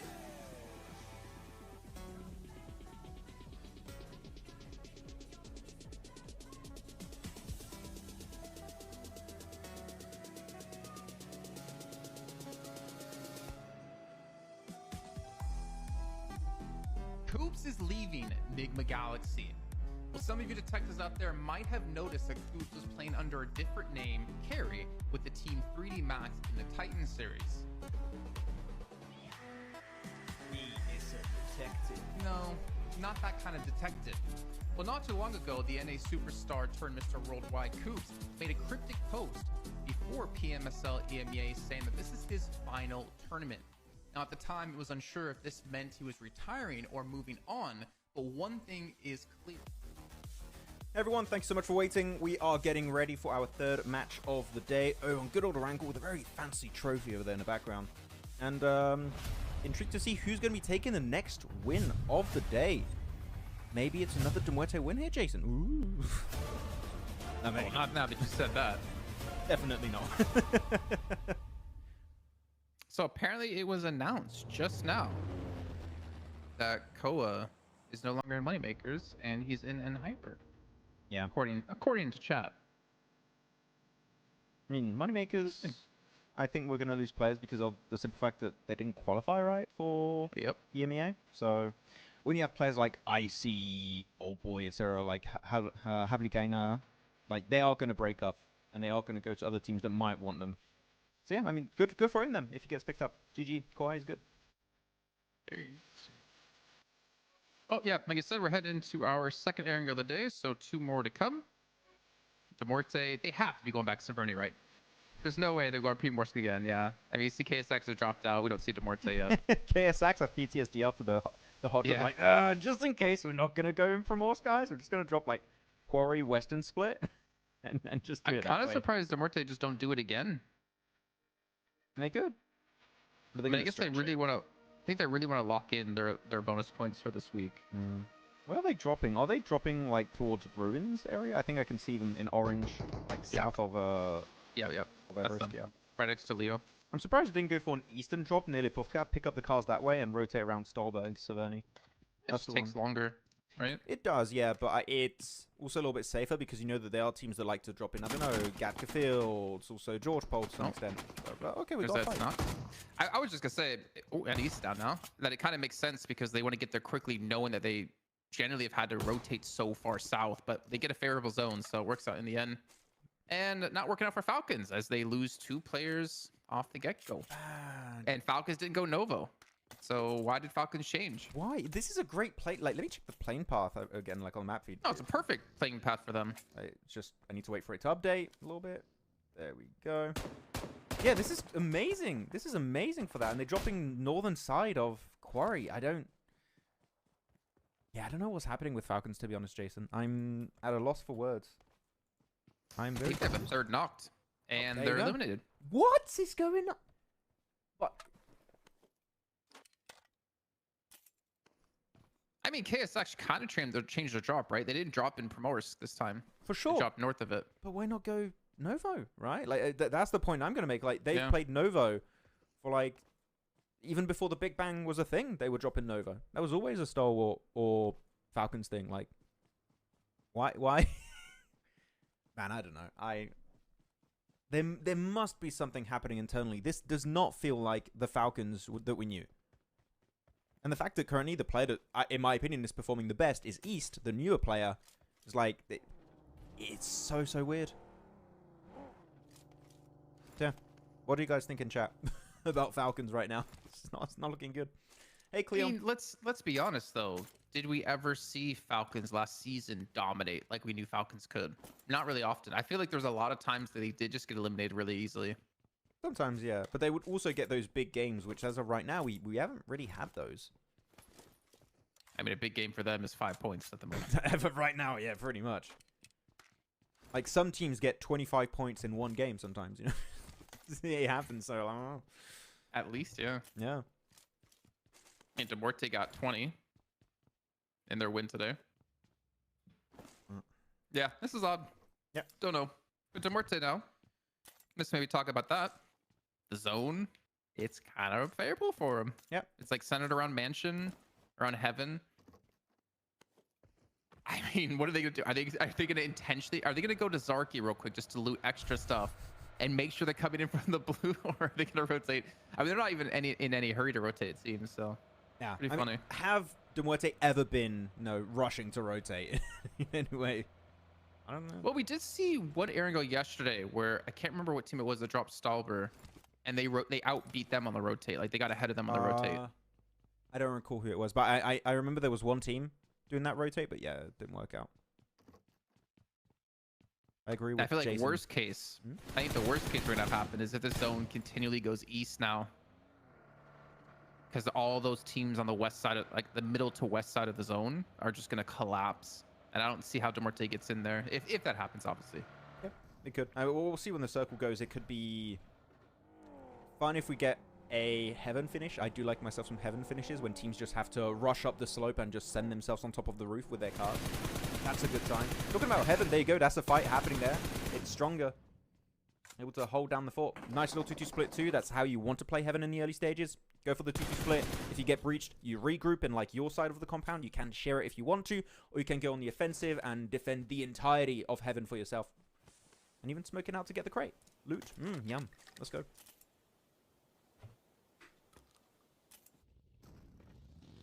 I'm just looking at Falcons there on the leaderboard, 20th place. I'd love to see their camera in the picture-in-picture. Like, are they even at their desks still? Did they leave? Yeah, I think they have to sit there. Yeah. You have to Sleeping. suffer. Yeah, I don't know, man. This is odd. So, meantime, KSX still looting on the southwest side. Not Noob still looting towards South George. 4MV still looting towards military. And Muerte still looting near Severny. So they're in no hurry to get into the zone. I do wonder, though, 4MV going West Bridge or East Bridge here? Because AOR are set up near the East Bridge. Let's see. Yeah, you're behind again. Yeah, I'm going to update it. There you go. Bam. There we have it. I mean, 4MV, I think they're going to go West Bridge on that one, to be honest. Yeah. Makes the most sense. They're very open to doing that, even if they dip into blue. Yeah. Not really too scared. Muerte initiating their very own rotation. There's only one team is going to be HORAA and Yasnaya Polyana, so other teams could go there if they really want to. I wouldn't recommend it, but it is an option. Although, why are we having this massive 2-2 split off Star Wars? Yeah, you have to regroup Star Wars. This is not great right now. If a team goes for a wide eastern rotate. Even though I don't expect it to happen, there would be a really bad rotate, but you never know. Just in case. And otherwise, all the strong compounds that are northeast of farm, near ruins, are taken, so... Center is the meta right now. I think ever since PMWC, we saw a lot of edge meta being successful in spring, right? But ever since PMWC, where center was the way, we've seen a lot more of it also, I'd say, the start of this season. I was like holding off on day 1, day 2, because I'm like, maybe teams are going to adapt a little bit, but meta is so more prevalent now compared to spring. And I kind of like the shift on meta, because for me, center is the better playstyle in my eyes. Just as a side note, 4MV did go towards East Bridge. And they lost a player. Oh. To AOR. Oh, there you go. We're going to see it now. So I think they're going to head back to West Bridge. It's weird that you would do that, because you would also expect Falcons to drop in Nova, right? So, and they are usually a team that likes to rotate very late. So even in that case, just based off what you would expect to happen in this game, you wouldn't go there. But yeah, they lose. Yeah, that's what that. Yeah, I mean they would exactly right. You hit it perfectly. Falcons normally would go East Bridge. 4MV go West Bridge, but they should have known that Falcons was eliminated because of watching the elimination feed, right? Seeing them go out, or knew that they weren't in the, and they probably even saw them not dropping. So interesting. Yeah, very interesting. That's the only way I can say it without being mean. Interesting. If I ever say interesting, it's always because I want to say something way meaner. When a talent says interesting, like, it's always like, that's super messed up. What else going on? I hate this. That's that's what I do, at least. Oh yeah. Oh yeah. Okay, Kalaris, calm down. I hate when he does that. That's why I do it. Yeah. Okay, so circle. What's the position of R8? They got the They're museum. like west of prison. They're like they're in like, wait, what the heck? Oh, Museum. my map stream's behind? Oh no. So weird. Yeah. No, they're playing museum. They had the 2-2 split. They had players in the little singular building northeast of museum, and they had 2 players in museum, but they're already leaving. They're going for lumberyard, I expect. But yeah, as I already mentioned, all the good compounds in the center are taken. Farm is not taken, and I think we're going to see a mad dash for all the compounds in farm and around farm, especially on the west and the south of it. those are going to be strong positions to hold on to. So yeah, everyone in the car, quick on the pivot, because again, as we said, so far it's just a very central meta kind of lobby. And if you want to get center first, you need to start moving first. So big dash, let's go. Kind of weird having the meta go from center to edge to center to edge with like nothing impacting that other than the fact that the way other teams are playing either center or edge. Do you understand what I mean? I get what you mean. Wait, Oh, I almost made it. he almost stuck the landing. I think it's kind of a symptom of, oh, we're seeing some teams being successful with this playstyle in international lobbies, and we're watching those international lobbies. We're going to try and bring it for ourselves. Himson? What? What? Why would you rotate in like that? Why are they taking the fight to them? I mean, it worked out for Himson in particular. Behind him, though. Wait! B46, really good assist. They were just about to lose Himson. What is this fight? I am so confused.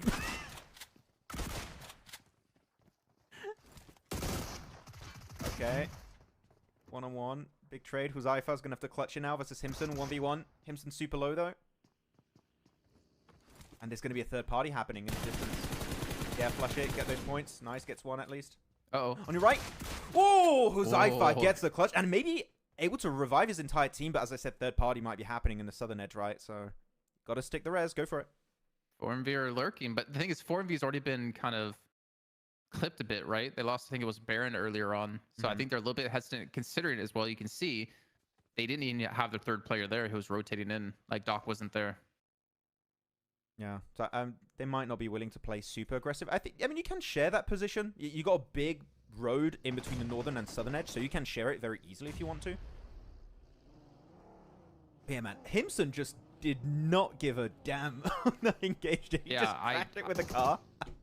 I mean, that's just like how I saw Tresley in the last match, right? He just went off by himself, and here Himson just kind of goes off by himself, but he's successful with it. Yeah. I mean, the thing is, plays like that, you say it's a bad play when you get knocked, but when it works out, you're like, it was crazy, but no, it was still a bad play. It was still a bad play. I think it was definitely not a good idea, but it worked out. So it's like, who am I to criticize if it worked out? But in theory, yeah, it was not good. That's one of those plays where like you can defend it. It's one of those plays that kind of confuses you sometimes. It's like, oh, it worked, so it must be good. No, that's. I don't want to call it good, but like, he kind of clutched it, you know. And he got saved by D46 also. Sure, when Himson does it, it's successful, but and it looks good. But when I do it, you just yell at me. It's like, no, what are you doing, Jason? Get back in. At least they were able to fully revive everyone. Yeah, so Huzaifa's going to be looking good. Maybe, I mean, looks like he could be definitely top fragger after these last 2 matches now. GG Huzaifa. Falcons fell off. Oh yeah, like they haven't just fallen off. Like they've. Who? Falcons. Who? Okay, Slim Shady, calm down. Are you gonna call me an owl? No. They fell off and they exploded upon impact. That's what's happening to Falcons right now. Yeah, I know. How long are you gonna give them in this? I know you said yesterday, like before you stop becoming a fan, you give them till PMGC. But at what point do you stop believing in them? Yeah, like at what point do you stop believing them right now within this PMSL? Within this PMSL, if I don't see changes heading into week 2, like I would love to see adaptations on a daily basis if possible. Like if day 1 doesn't work out, then you adapt going into day 2 or day 3.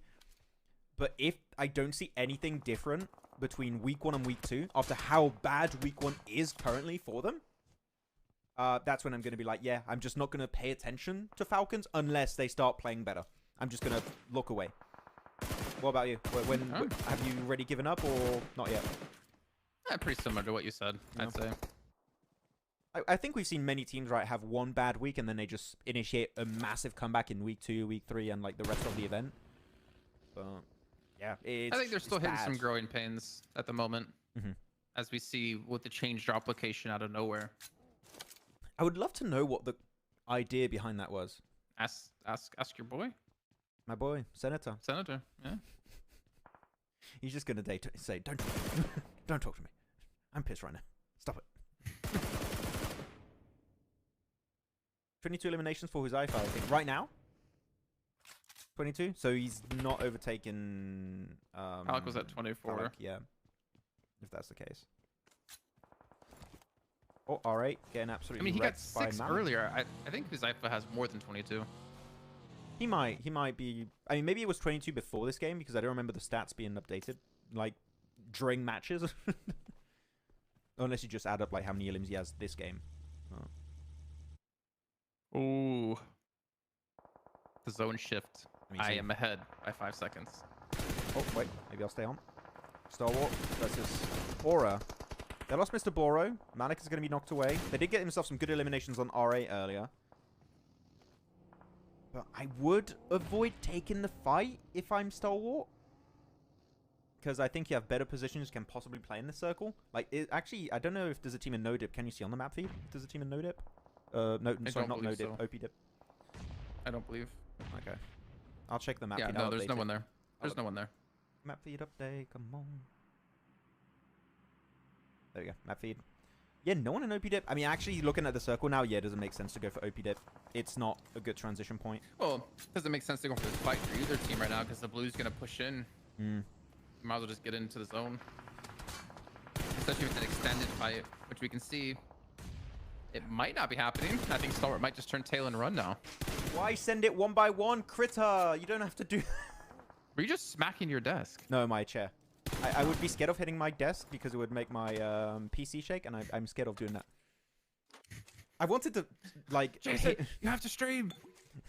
I messed up. I wanted to hit my desk so many times when I rage at video games, but I just, like, stopped last second, like, that would be an expensive mistake if I hit it too hard. So I'm like, hit my chair instead. There's definitely times where I just want to, like, throw my mouse or something or a keyboard across the room. Every time I'm you're like, working with me. do I really... Do I really want to buy a new keyboard? Yeah, it's like, is it worth it? Not really, no. Man, I8, though, keep getting these decent spots. Mm-hmm. Good spot. The thing is, the main issue I have with I8's position is it's way too big for a singular team. You need to reduce the amount of landmass you want to control. Oh! We'll see if they can do that. But yeah, Apex 4MV. almost Sorry, you almost ran into that nade right there. That was super close. He got up just barely in time. Dessert, no. My favorite thing. Who's gonna put the icing on the cake? Ah, didn't work. Okay, nice little clear for 4MV. I believe their cars are still in working order, so they can make that pivot. Shouldn't be too hard for 4MV. Please, Maz, don't curse them. Who's Maz? I'll just keep cursing teams. But Maz, I'm sure he'll stop, don't worry. He'll be cool with it. There you go. Impact in the shed. Currently, decent spot to play for. But yeah, this is another game just like the previous match here, Jason. It's hard to predict because really it's down to can you win your fights upon breach. I mean, I would always try to favor a team that isn't fighting. So I would guess kind of I8 here because they don't have to deal with the mess that's going to be all around them. It's going to be a bit Do rough. they have vehicles though? I mean, maybe? I don't know. You need cars to make the rotates here anyways. If you don't have a car, you're going to go out to the blue zone or you're just going to be held off by a team that's in circle. It's not really an option. You need cars. ASAP. What's happening here then? Or northern western edge. Yeah, I mean 4MV still have cars then. There you go. And 52 get eliminated. So we're going to start losing a bunch of teams now. This is going to be the breaking point for this lobby. I think I'd have to be really careful. Oh man, it's just so many teams on the west. It's crazy. Arc Red, HORAA, 4MV, Leo, I8 kind of. It's what you expect on this kind of terrain, right? Every time you have circles that happen around here, the west is always flooded with teams because they always try and rotate in a way to avoid having to play or slopes or ridges. And this is the only option. It's all you play west or you go to the eastern side and you crash one of the strong compounds on the east on the road. So this makes sense. He's cooking. A little bounce. Oh. It's kind of hard to throw nades when you have exploded cars because it can bounce your nade in really random directions. I was hoping. He's out of nades. I was going to say, but he still has bullets. But he doesn't hit the shots either. I mean, the blue's closing in. They have a long distance to go here as well, but let's see. Reefus, don't leave your boy behind. Get him. There you Yeah, go. both teams just disengaging. Yeah, you need to get out. That car's going to explode soon. And it keeps shifting. Where did the circle go? I want to stay on the fights while we can. Did it go east again? Yeah, hard east. This is horrible because, as you said, right, there's so many teams that are on the west and it keeps going east. It's putting them in such a desperate situation every step of this match. I mean, you got to look towards not noobs then in this situation. They really have no one to contest with. They're basically alone on the east side. They have Sancher there from Stalwart, like next to him, but he's the only one next to them within like 300-meter radius around him. So maybe a not noob decent match here coming up. That could be interesting. Hello, Era. Welcome. Hello. Welcome, everyone. Also, we didn't say hi to in the chat. Hope you're doing good. Thank you for joining the watch party. OPDIP is played by Stalwart, actually, which actually, with how the fight went earlier, losing Critter and I think another player after, they're just trying to survive for as long as they can, so I kind of get why they're going for OPDIP. They're just out of options currently. Yeah, they got nowhere really to go. There's only 2 players. At least the upside for them is they just stay alive. They're going to get placement points. Yeah.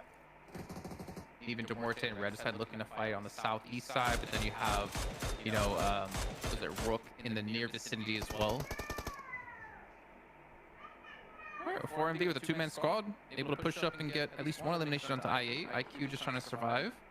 Again, the 4MV have the blue to their back, so they have to keep moving forward here. Yeah, they have no option. They're eventually going to make mistakes at this rate. Oh, they've got to get away from that car. They're going to get naded. That's going to be a good nade. Knock onto Reefers. Doc. Nade to the face. In the car. And they're out. There you go. As you said, the blue zone is putting so much pressure onto 4MV. The only way you survive this, I think, is if you just go for full send play in the center or the east edge. Yeah. Because the blue zone is just such an issue when you're rotating from the west on this specific circle. It's not going to work out for you. So good for HORAA, though. 6 elims. Oh, damn.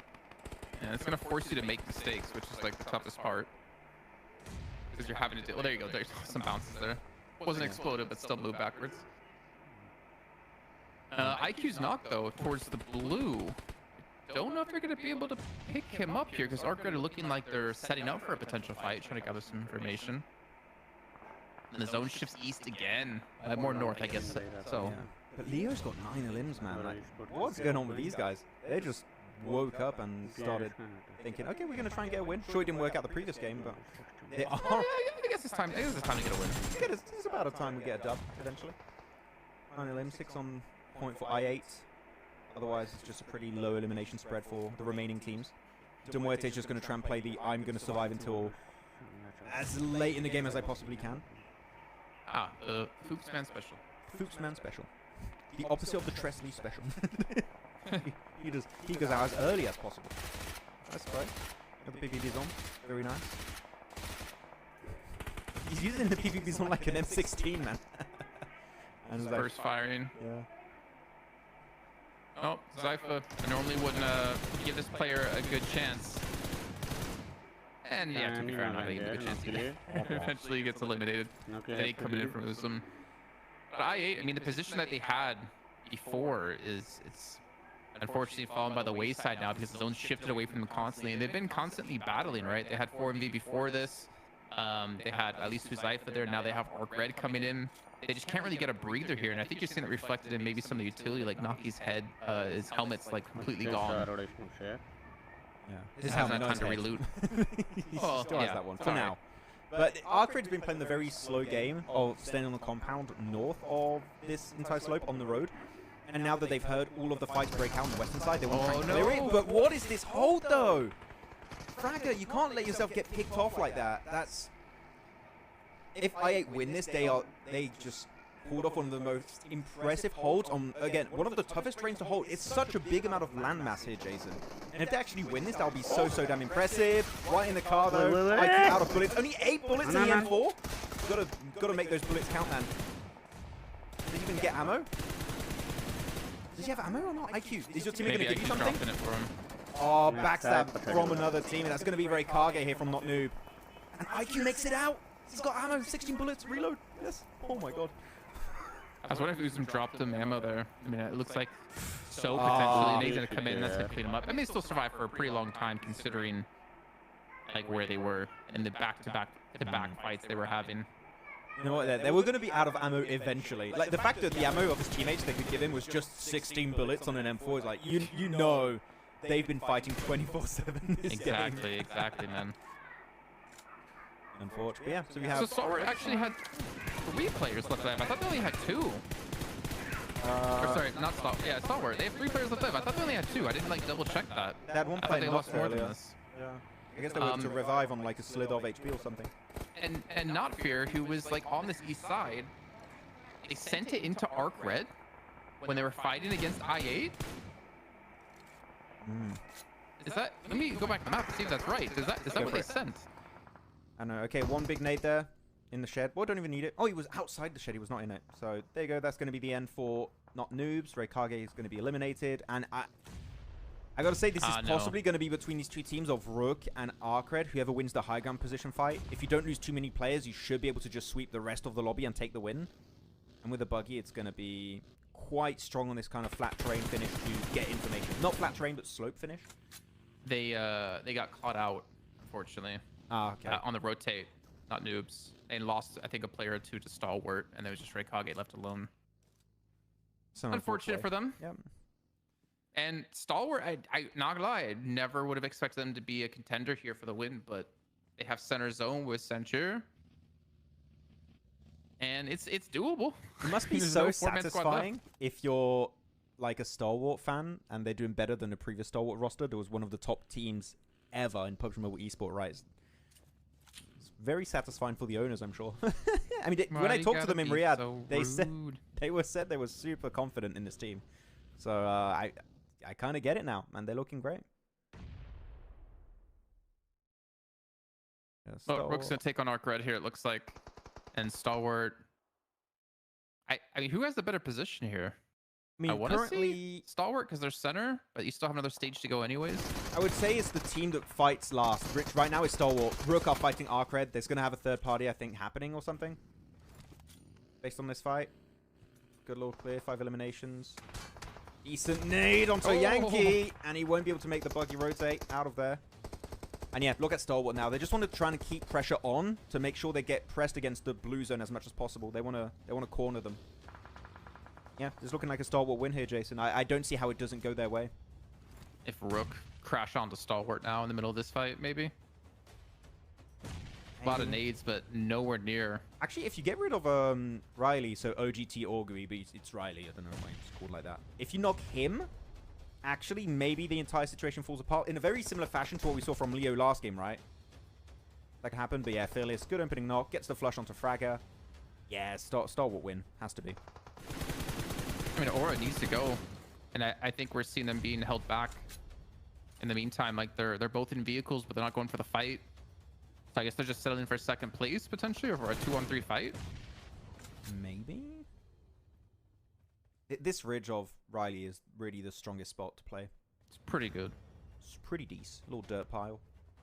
Final circle though, so the next phase is going to be center, and I think Rook get that. Look at their position, playing south, also on the edge. But they're going to hopefully wait for Stalwart to be pushed by the blue outside of this position of interest they're currently in. So actually, this is a really good setup for the late game. Get away from Arc Red potentially fighting Stalwart, and get in a spot where you can really put leverage against Stalwart. Yeah, GG Vic and I'm actually kind of... I was going to say I'm almost favoring Rook now, but never mind. Fearless playing the low ground is actually going to give them a good advantage point. If he doesn't get knocked instantly, that's going to be really solid. I would love to see Killer Joe go for the crate you see at the bottom. Because that should give you coverage from all of the Stalwart players. They don't have that big a split. So the crate play for Killer Joe or Vic would be amazing. That would maybe give them a win if they go for the crate. I mean, Aragon's pushing up. Just slowly. And I don't think we're really going to see any eliminations anyways until teams are just pushed by the blue or individuals are pushed out by the blue to be caught into an angle. I mean, Aragon's, I think, eventually going to be seen. I think he has to go on that road to get in. Yeah.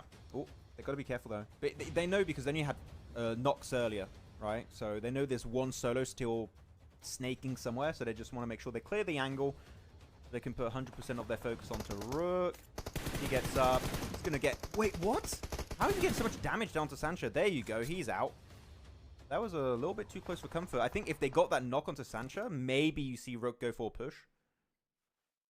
But now, 2v4, 2v3 now happening between Rook and Stalwart. And no one on the crate yet, Jason, which is interesting to me. I thought someone would give it a try. Sorry, I just went back on the map trying to see what happened to Stalwart to get to this position. Yeah, no one at the crate, as you mentioned. But you can't play anymore. And now. the zone's closing. I mean, the good smokes at least allow Rook to push up, but at the same time, those smokes don't really work for them either, necessarily. It gives them an angle to peek around, yeah. Ooh. But, oh my gosh, Sencho did not expect there to be a car there that he hits. And that puts into a 2-on-2. And the car Oh, explodes. no. Wait, what? How did it explode? Oh, I think Vic maybe shot some of his bullets in the car and it just exploded into Killer Joe. At least it gets stuff confirmed, so they get one flush. Yeah, Vic in a 1v2 now. Full HP. Does get the first opening knock with the UMP. Swap over to the M4. You're out of bullets! And that's going to be a big mistake as it goes the way of Stalwart to confirm themselves their win here. GG's. 9 limbs. That was a little bit messy there. A bit. I don't know why Sancho just sent it the way he did. You could have scouted information with like the buggy around the smoke, but he just sends it in the smoke without any info. That's, I think, fair to say, Jason, very risky. Very ballsy as a play, but somewhat worked out because they knocked their teammate after. So. I don't know what was with the crash into the buggy. I want to say maybe he didn't think it was there. Let's replay but that. You have to assume they have something. And like you said, you could have just taken like a wider angle. You could have taken the crate and played from there. Played crate, played the high ground, just maybe moved by really quickly to get info behind the smoke instead of just sending it in like that. Go back again. He was so close. This is one of those plays again that we were just talking about before, where it's like Himson. If it works out, he looks good. You know what I mean? Yeah. But he just hits the car. He almost gets them both. Like if that buggy wasn't there, he would have hit them both for sure. Yeah, they got saved by the other buggy. I want to see that from their point of view of like, holy crap, why is there a buggy in our face? Our buggy will save us from your buggy. Buggy plus buggy equals 0. Well, it equals a stalwart win. It's unfortunate for them because the car explosion, if it doesn't knock Killer Joe, then they're properly in a 2v2. And I think because they have some kind of coverage and Stalwart don't, maybe they win that because they have 2 low angles. If one player peeks to the left and one to the right, yep, then they can win it. So if they just backed away, then blew up the vehicle. But Jason, I think we can say Stalwart currently better than Falcons. I mean, we have nothing. There's no way I could ever refute that. Look at the leaderboards. Man, I really did not expect that we get to a point saying Falcons are in last place. What timeline is this? I don't know. An interesting one. A weird one. Yeah, GG's. There we go. TDM's not going to be after this game. It's going to be after the next one, right? Yeah. Match 4. Yeah, there you go. So we still have one more Erangel. Stalwart, GG's. East was not there. He was unalived a while ago, Masato. He was out of here. Yeah. No, IGL is IC. Yeah, IC is IGL. Yeah, it's so weird for Falcons. I mean, people in chat, everyone in chat, do we expect Falcons to do a comeback at some point, or is everyone starting to lose hope in the Falcons' supremacy? Is it GG's? Look, and the weird drop too, right? Like, sure, we talked about it earlier, Jason, but the fact that they don't go for Novo and they do this weird 2-2 split and just get squad wiped by KSX and I forgot what other team it was. They just get picked off that way. Yeah. I'm thinking back to what you were saying about Falcons. I remember hearing some numbers about potentially how much they make a month. Oh. Right? I think you were there for that. Yes, I was. And I could actually see that being the downfall of the team. Suffering from success. I guarantee, like, what they were getting for salary and Stalwart wasn't even remotely close to what they're getting in Falcons. And then once they get that, I could see them like losing motivation to like push themselves to train to be the best team because of like how much they're gonna make consistently that way. I see it as a possibility. I'm not saying it is. I don't want to give them the out. I mean, but I feel like it definitely can hurt your motivation. Yeah, I mean, I'm more of the approach, and this is how I have, like, this is my perspective on money and work. It's like, if I know I have the chance of making more, I would put even more effort into the way I play or like work, etc. Like my work ethic and stuff. So that's how I approach it. Fearless is going to be MVP of this game, by the way. Almost 1,000 damage, 6 elims, great conversion ratio. Well, think about it this way, though, right? Mhm. It's like you're getting paid X amount to not have to put in even half the work you were putting in before to have a chance to win, you know, a tournament to get money. Whereas now it's like you could try like half as hard and still be paid a good amount of money. Mhm. And I mean, especially if the numbers I was hearing was true, like in Mongolia, you know, you're pretty set. You know what I mean? Over there, that's you're looking pretty good. Again, I don't want to give him an out, but I think that's something that should be kept in the conversation or in the back of our minds of like maybe that is the downfall for the team. Yeah. Because with Stalwart, they had to push, like their earnings were from winnings, I would imagine. I do think Whereas there are some Falcons, people their like earnings. that.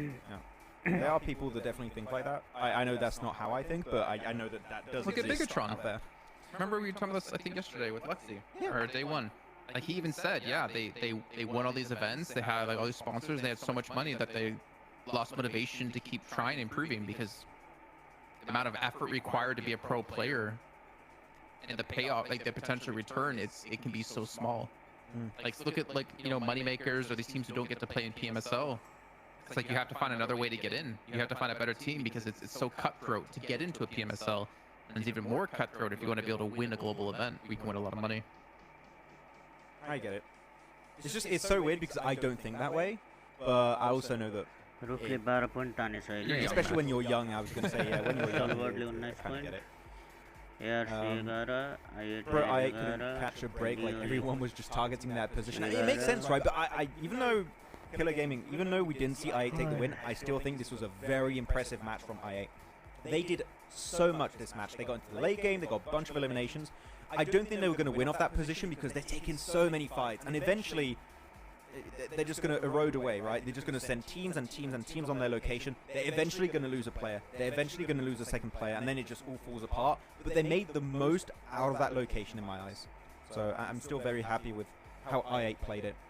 Yeah, I don't think you can expect a better performance, really.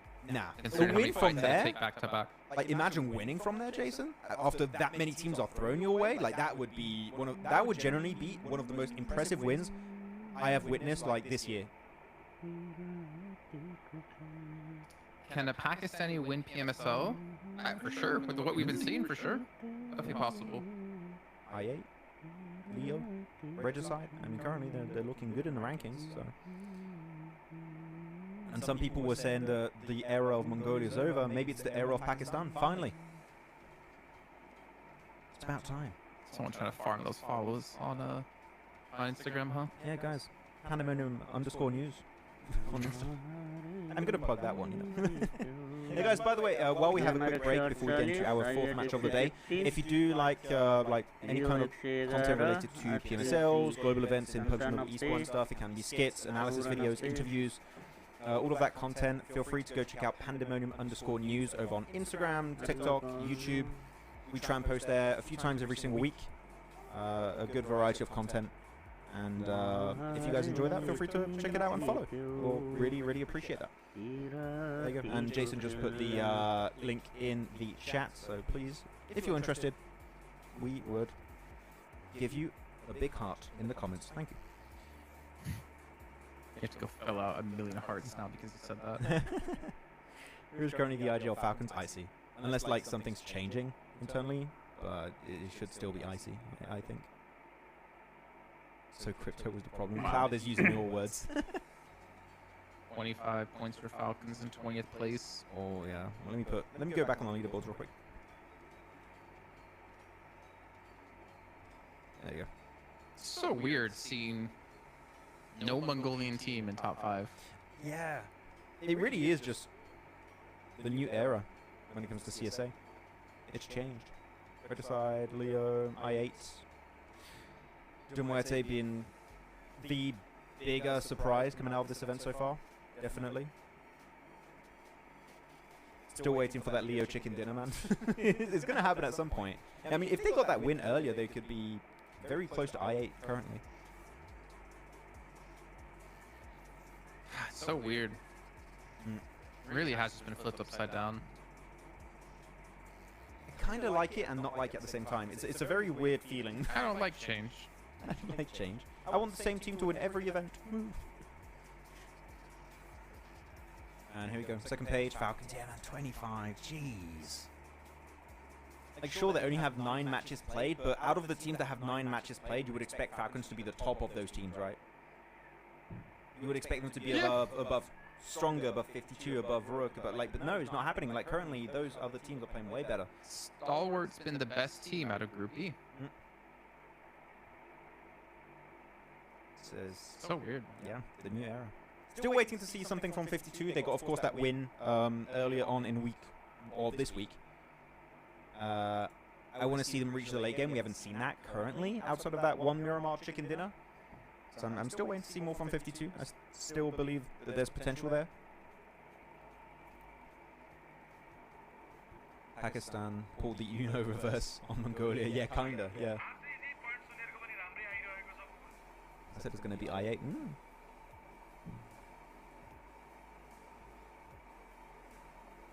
Error says, in my opinion, the Pakistani teams will start to choke in the finals. They do every time. We'll see. This is definitely a very weird start to the PMSL CSA season compared to spring, so the finals could be a complete reverse of what we're seeing right now also. So maybe Pakistan is not able to maintain their momentum in the finals. Maybe we see Mongolia do a big comeback. I don't know. Yeah, I mean, week 2 is going to be very showing of how teams have taken the time off. Yeah. I don't expect to still see... I don't really want to say that. I don't expect to see Mongolia kind of at the bottom like this. I expect to see them start to step up in week 2. And I think it's become more difficult for Muerte and for I8 to hold on in week 2. Yeah. Week 2 is going to be very telling for so many teams. It's going to show you if the top teams are able to maintain their composure and the kind of pressure they've shown in week 1. And it's also going to be very important to see the bottom teams that did not have the start they were hoping for. Are they bringing changes to the table that are going to be successful? Because you can bring changes to the table, Jason, and it just, sorry to say, but it just sucks. And it's really bad. And you just don't go up the table. So, yeah. Kind of rude, but true. Yeah. First week, I think you forgot Spring Split. Spring Split was also a bit rough, but we still saw some, like, fan favorites dominating week 1. Last year. But there we go. Getting ready for our 4th match of the day on Erangel. Give it to me. Yeah. I don't know. There we go. Where are Falcons going? I mean, look at the flight path. It's going straight over the drop location. It's like literally, the plane's literally telling them, like, Falcons, go back to Nova. It's literally Nova. Literally telling them. Yeah. Wait, Stalwart dropped? Okay. They're going to stretch it. I can't see the mapping right now. I'm checking the plane. Come on. I haven't seen anyone drop out of the plane yet. Or maybe I just can't see it. It's going too fast. Can't see it. It's too fast. Ah, there we go. Get out of here. That's 4MV player, I believe. Should be. And then they're going to Millie. Yeah, that's 4MV. There you go. And Falcons dropped. And they're going back to Nova. Wait, where's the Muerte going to go? Are they going to stretch it to Severny, or are they going to drop, was it Primorsk again against KSX? And KSX have jumped out of the plane too. Okay, I'm like 2 seconds ahead of you. The thing is, I don't know, because we've had very southern planes every single time, and the first one they went in Primorsk, hot drop on KSX. Then the second they go towards Ruins location to stretch it to Severny. So I don't know, it's just how they feel. I feel like. I see them. I see them under KSX. I saw orange. There you go. You go in Ruins to pick up a car and rotate. Oh man, that makes me wonder even more why they dropped on Primorsk in that match. It just felt fancy. They're like, you know what? We want a hot super small in the zone. It's like super similar to the first Erangel of the day. In the zone though, it goes right up to Severny. So smart on them to do that. Yeah. Or lucky of them. What's this fight breaking out over to the east of Muerte though? Got Regicide versus Stalwart. And they already lost 1 play on both sides, so it's a 3v3 scenario currently. And they're all very undiluted though, that's very unfortunate. Okay, Riley's gonna go for the push-up. With the Uzi. He's only got 1 weapon, I believe, though. Oh! Man! Stalwart. From a win to a 16th place with a 1 elimination. Look how the turntables. Did Neptura coach 52 last season? Uh, Wasn't it 52 or was it a I different think team? some players, but it's when she was coaching 7th Element in PMGC. Ah, right. Never mind. Yeah. I wanted to get hit her with the hardest trash talk ever. What has she done to you, man? Just. No, it's just funny because Rafe, a thing with 52 is they do not have a coach this time. Yeah. And I wanted to say like, oh, they should be playing better than if Natura's not coaching them. So mean. Sasa says, who won the match 3? Match 3 was won by Stalwart. The one versus Stalwart. Rook made it in 2nd place, and 3rd place was Arkred.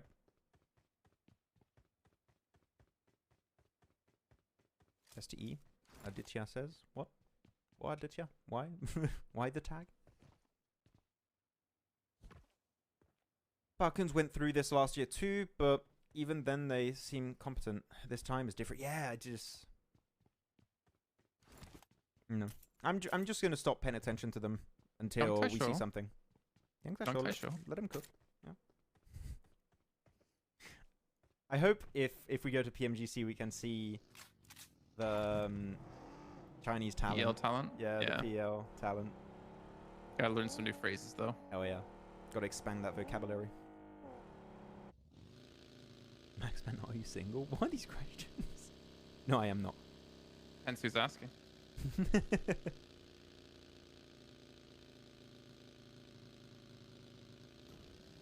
Falcons was never this bad. Okay, so final thing about Falcons then. We mentioned it during PMWC. This is currently the worst Falcons roster, even the previous Stalwart roster with Pika and Scry has looked in the past 3 years of competitive circuit. So, yep. This is not... We gotta wait and see. STE finally... Oh, 628. Okay, finally tried Fraser from Mongolia after benching them for 3 weeks. Really? Did it work out, Aditya? Or not? No, he's back on the bench now. He's back on the bench. He played 1 game. He didn't even play 1 game. He played half the game. Like, yeah, you know what? Give your phone to to your teammate. Okay.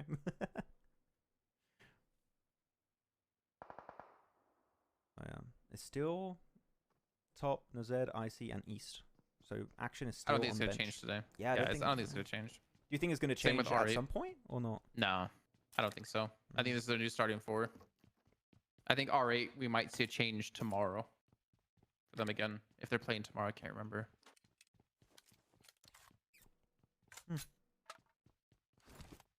Interesting. You're getting just harassed about Falcons in chat. Yeah. They're gone, Max. Stop with the obsession. Okay.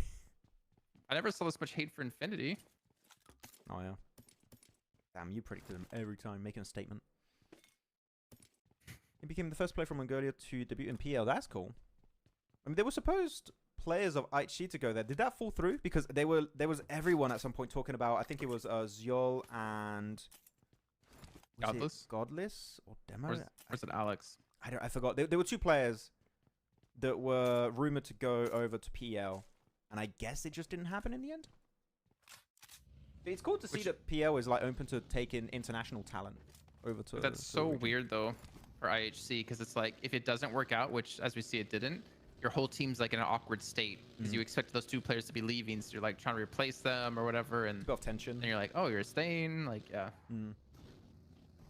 Imagine what some of the PEL teams do. That they're looking at the international teams getting ready for PMWC or PMGC, and they see them as a potential threat. They're like, we're gonna pick up 1 player and make your team just crumble, and we're gonna bench you, just implode.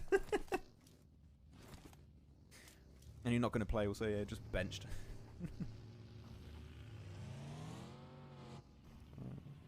Okay, asking. I mean, it's not looking good currently.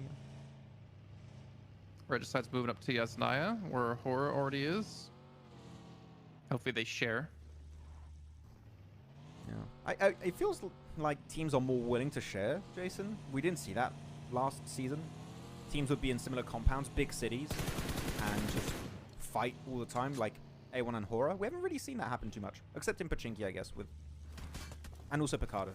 Yeah, I was literally just gonna say I was waiting for you to finish. And also Paradise Resort. So actually, wait a minute. Oh, they play all 4 days instead. Okay, yeah. So, all right, I would imagine they might change roster again tomorrow. Maybe. They're just going to bench every player and put Naomi in and just see which one gets the most points. I find that so weird, though. Like, that should never be a real reason. Like, they should know ahead of time who they plan to put him in for. Actually, otherwise, why pick him up? Yeah. I don't know. Again, this is another situation with them where I'd love to know how the internal communications are going and how they come up with these decisions. It would be so insightful. I would agree with Samma Ali, by the way. I saw your comment. I do agree. What are you doing, Jason? You're going to go standing mode? Ah, my camera moved. It's so tilted. Yeah, I was about to say, what's going on? Do you have an earthquake over there? Jeez. Alpha 7 just won Worlds. That's not choking. Still tilted. Split. Wait, Green. Why are you talking about Alpha 7 and then Sook? Oh, that's why it's tilted. Oh. Give me a second. Yeah, go for it, go for it. Maxman, Pandemonium. He is currently playing his first game in Miramar live. We shall find out how he performs. Yeah, please keep us updated, Nadia. That's super interesting. I want to keep an eye out for that. Thank you for the information. Really appreciate it. Circle's going to go then south of Yasnai Polyana in the fields. Alamo's good. Rook is already in Alamo. We're going to have Heaven west of Mansion, which is going to be a really good spot. I wonder who's going to go over there. Maybe HORAA? If they want to leave Yasnai early, or they can just stay there. Oh my god, it went even more tilted. Yeah, I don't know what you're doing over there. Okay, let's update the map feed.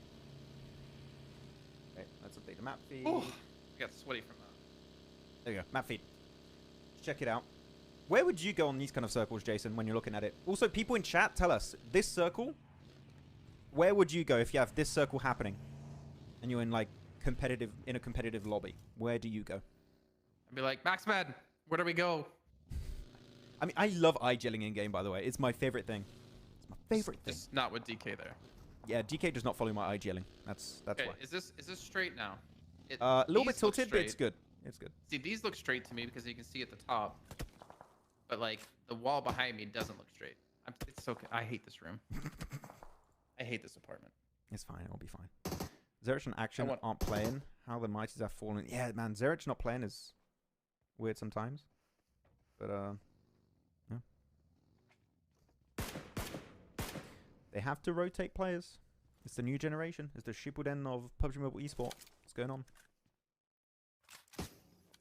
So, where are people saying? Mansion Hill. Wait, Mansion Hill, you're saying like the compound on top of a big hill to the west, right, Jacob? That's called Heaven. We call it Heaven.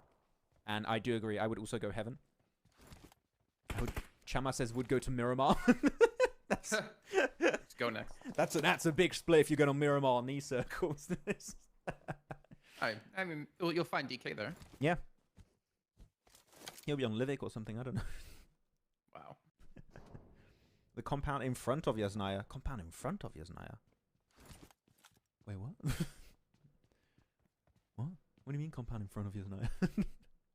There's a compound in front of Yasnaya? Where? Well, do you mean the one across the fields, southwest of Yasnaya? I wouldn't call that in front, but if that's what you mean, then yeah, that's also a decent option. What about you, Jason? Where are you going?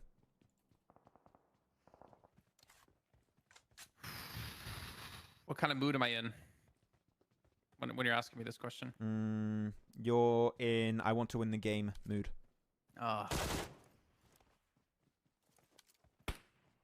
Yeah, Heaven, I guess. Go Heaven? I would go Alamo or Heaven. Alamo, by the way, for those who don't know, is the compound south, like straight south of the fields of Yasnaya. It's got a little dip north of it, and it's north of Rook. Very strong. It's where Rook are, actually. Rook are playing Alamo. Or they're leaving. They're like, we don't like that call. We can just feel this compound might be cursed now. I feel like Maxman so said, we're gonna get out of here. Just talked about this compound. We shall leave. It's got this cold chill running up my spine. Yeah. They're just about to get smited from the heavens. We have no idea, Hoist. Which team has the best logo this season? Ooh, let me look. Which team? Okay, that's something. Chat, you guys can join the conversation. Which team has the best logo? Kind of like Leo a little bit. Kind of like the shield. Yeah. Reminds me, there's an esport team, an Eastern esport team. Genji. Genji, there you go. Genji, that's the one I was thinking about. Kind of looks like it. I like that. I think A1 has a pretty sick logo, to be fair. The I and the A looks really cool. And purple isn't that common in esport logos too, right? You don't see that color too often. Like people stick to like black, golden, green, blue, red sometimes. It's called sea purple. Who needs a new logo? That's a better question. I8, not enough logos. I want 5 logos next season, guys. Pick up sponsors. What's going on? If I were to choose a team that needs a better logo, I would go Major Pride. I would say IHC. I want an updated version of the logo. I think there's a cool idea with the IHC logo. I just want it to be modernized a little bit. I see the I and I see the H, but I don't see a C. If you tilt your head to the right, you will. Kinda. Still don't see it. Okay. Still don't see it. DRS logo. Let me see DRS logo. Actually, yeah, DRS logo. Ooh, with the bullet and stuff. I do. You know what? DRS is kind of slick. It is kind of slick. Look, I thought you were talking trash about a DRS. I'm like, bro, we have like a super logo with pandemonium with the bullet. No, slick like in a good. It's good. Yeah. Okay. 4MV taking on Arc Red. Field dip. And winning the fight. Okay. GG's. Thing is, these dips are great if no team is next to you. It's just like OP dip. It's in a very similar vein. If a team gets close, you just ask them to get naded. You need to hold off teams from getting too close. And wait, Arcrid's got one wheel that's functioning. Oh, no, it's going. Come back. Look. Please. Oh, Zarich, you don't miss shots like that. And the Molly. Spinning up. Luckily they have Naomi. I mean, luckily they have Naomi to hold, to help prevent you from getting close. D46 misses the nade. His teammate. Okay. I was expecting the nade to hit his teammate for some reason, but man, what's happening to R8 here? What is this fight, man? It's all over the place. Gally Simpson's there with his mentor, D46, just saved him in the previous breach. Clean nade right through the window, and that's it for R8 eliminated. Second team to take the L this match. D46 just got knocked from Choto, from Regicide, who are here to fight now. They have a 1-1 split, look, on the map. Pretty good time to go for it, too. Yeah. They'll get the res, I believe. They're not close enough to nade the windows.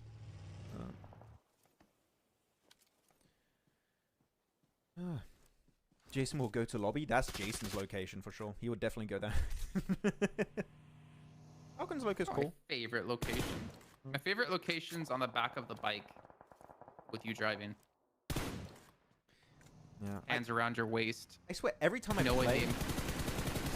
Wait, what? Knowing the impending doom is coming, that we're gonna flip. Yeah. That's. Hey, I drive cars well, not bikes. Bikes, I'm horrible with bikes. I can't stick the landings. But I always drive because nobody else wants to drive. Whoever I play with, they're like, "Nah, I don't want to drive." And I always ask, "Do you want to take another card?" Like, "Nah, I'm staying in the back seat." Guys are all lazy. Love it. Yeah, I mean, you're in game. Oh. Jason. I think we lost Jason. Oh, there you go. You're back. You just lagged out. Your camera froze and your voice froze also. I'm saying you're the in-game leader, so you know where you want to go, so it's easier if you drive. Sure, but we can have multiple cars. Anyways, oh, there you go. Kurjo out to Hopeless, and now the rest of Rook are going to join up. Wait, wait a minute. Stronger's coming to join up. Yeah, 4MV. Oh, no, sorry, that's 4MV coming to join up. Never mind, that's Stronger. There is Stronger and Rook, and now 4MV. And they're just going to sweep out this position. This is great. They were looking in the dips earlier. I think they saw that fight break out with the Molotovs, the grenades, and everything from a distance, and just, okay, that's a breach. That's a third party. And we actually have a playable location in circle as a 4-man. Amazing push from 4MV. I have no issues with this whatsoever. Fantastic. Guys, we were just talking about sharing compounds, sharing things. Share. What was that? I did want to. Yeah, so 4MV, I mean, kind of waking up a little bit. In the meantime, we see another crash happening with AOR on the Falcon. It's the heaven spot. Yeah, East Heaven's about to be hell. It is right now for Falcons. Icy get a significantly better angle, but he's... Right now, what AOR are doing is great. They're playing the eastern wall so that IC really can't assist Nozed or Top in that fight. Well, now just Nozed as Top is knocked away. IC needs to join up. There you go. Closing the gap with the DBS. GG IC. Falcons can still win this, though. Ooh, It's 2-on-2 right now. Is anyone going to res Western? there you go. That's the flush. Second limb here for Flash It. And they're going to res him or try to go for it. They're going to let him bleed out. No. Wait, 3TN, what? Yep, he bled out. His angle's not going to work out. Yeah, it's weird they let him bleed out. The Turo special.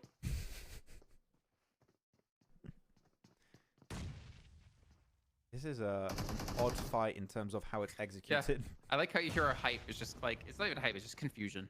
Like, What's happening? How? hmm?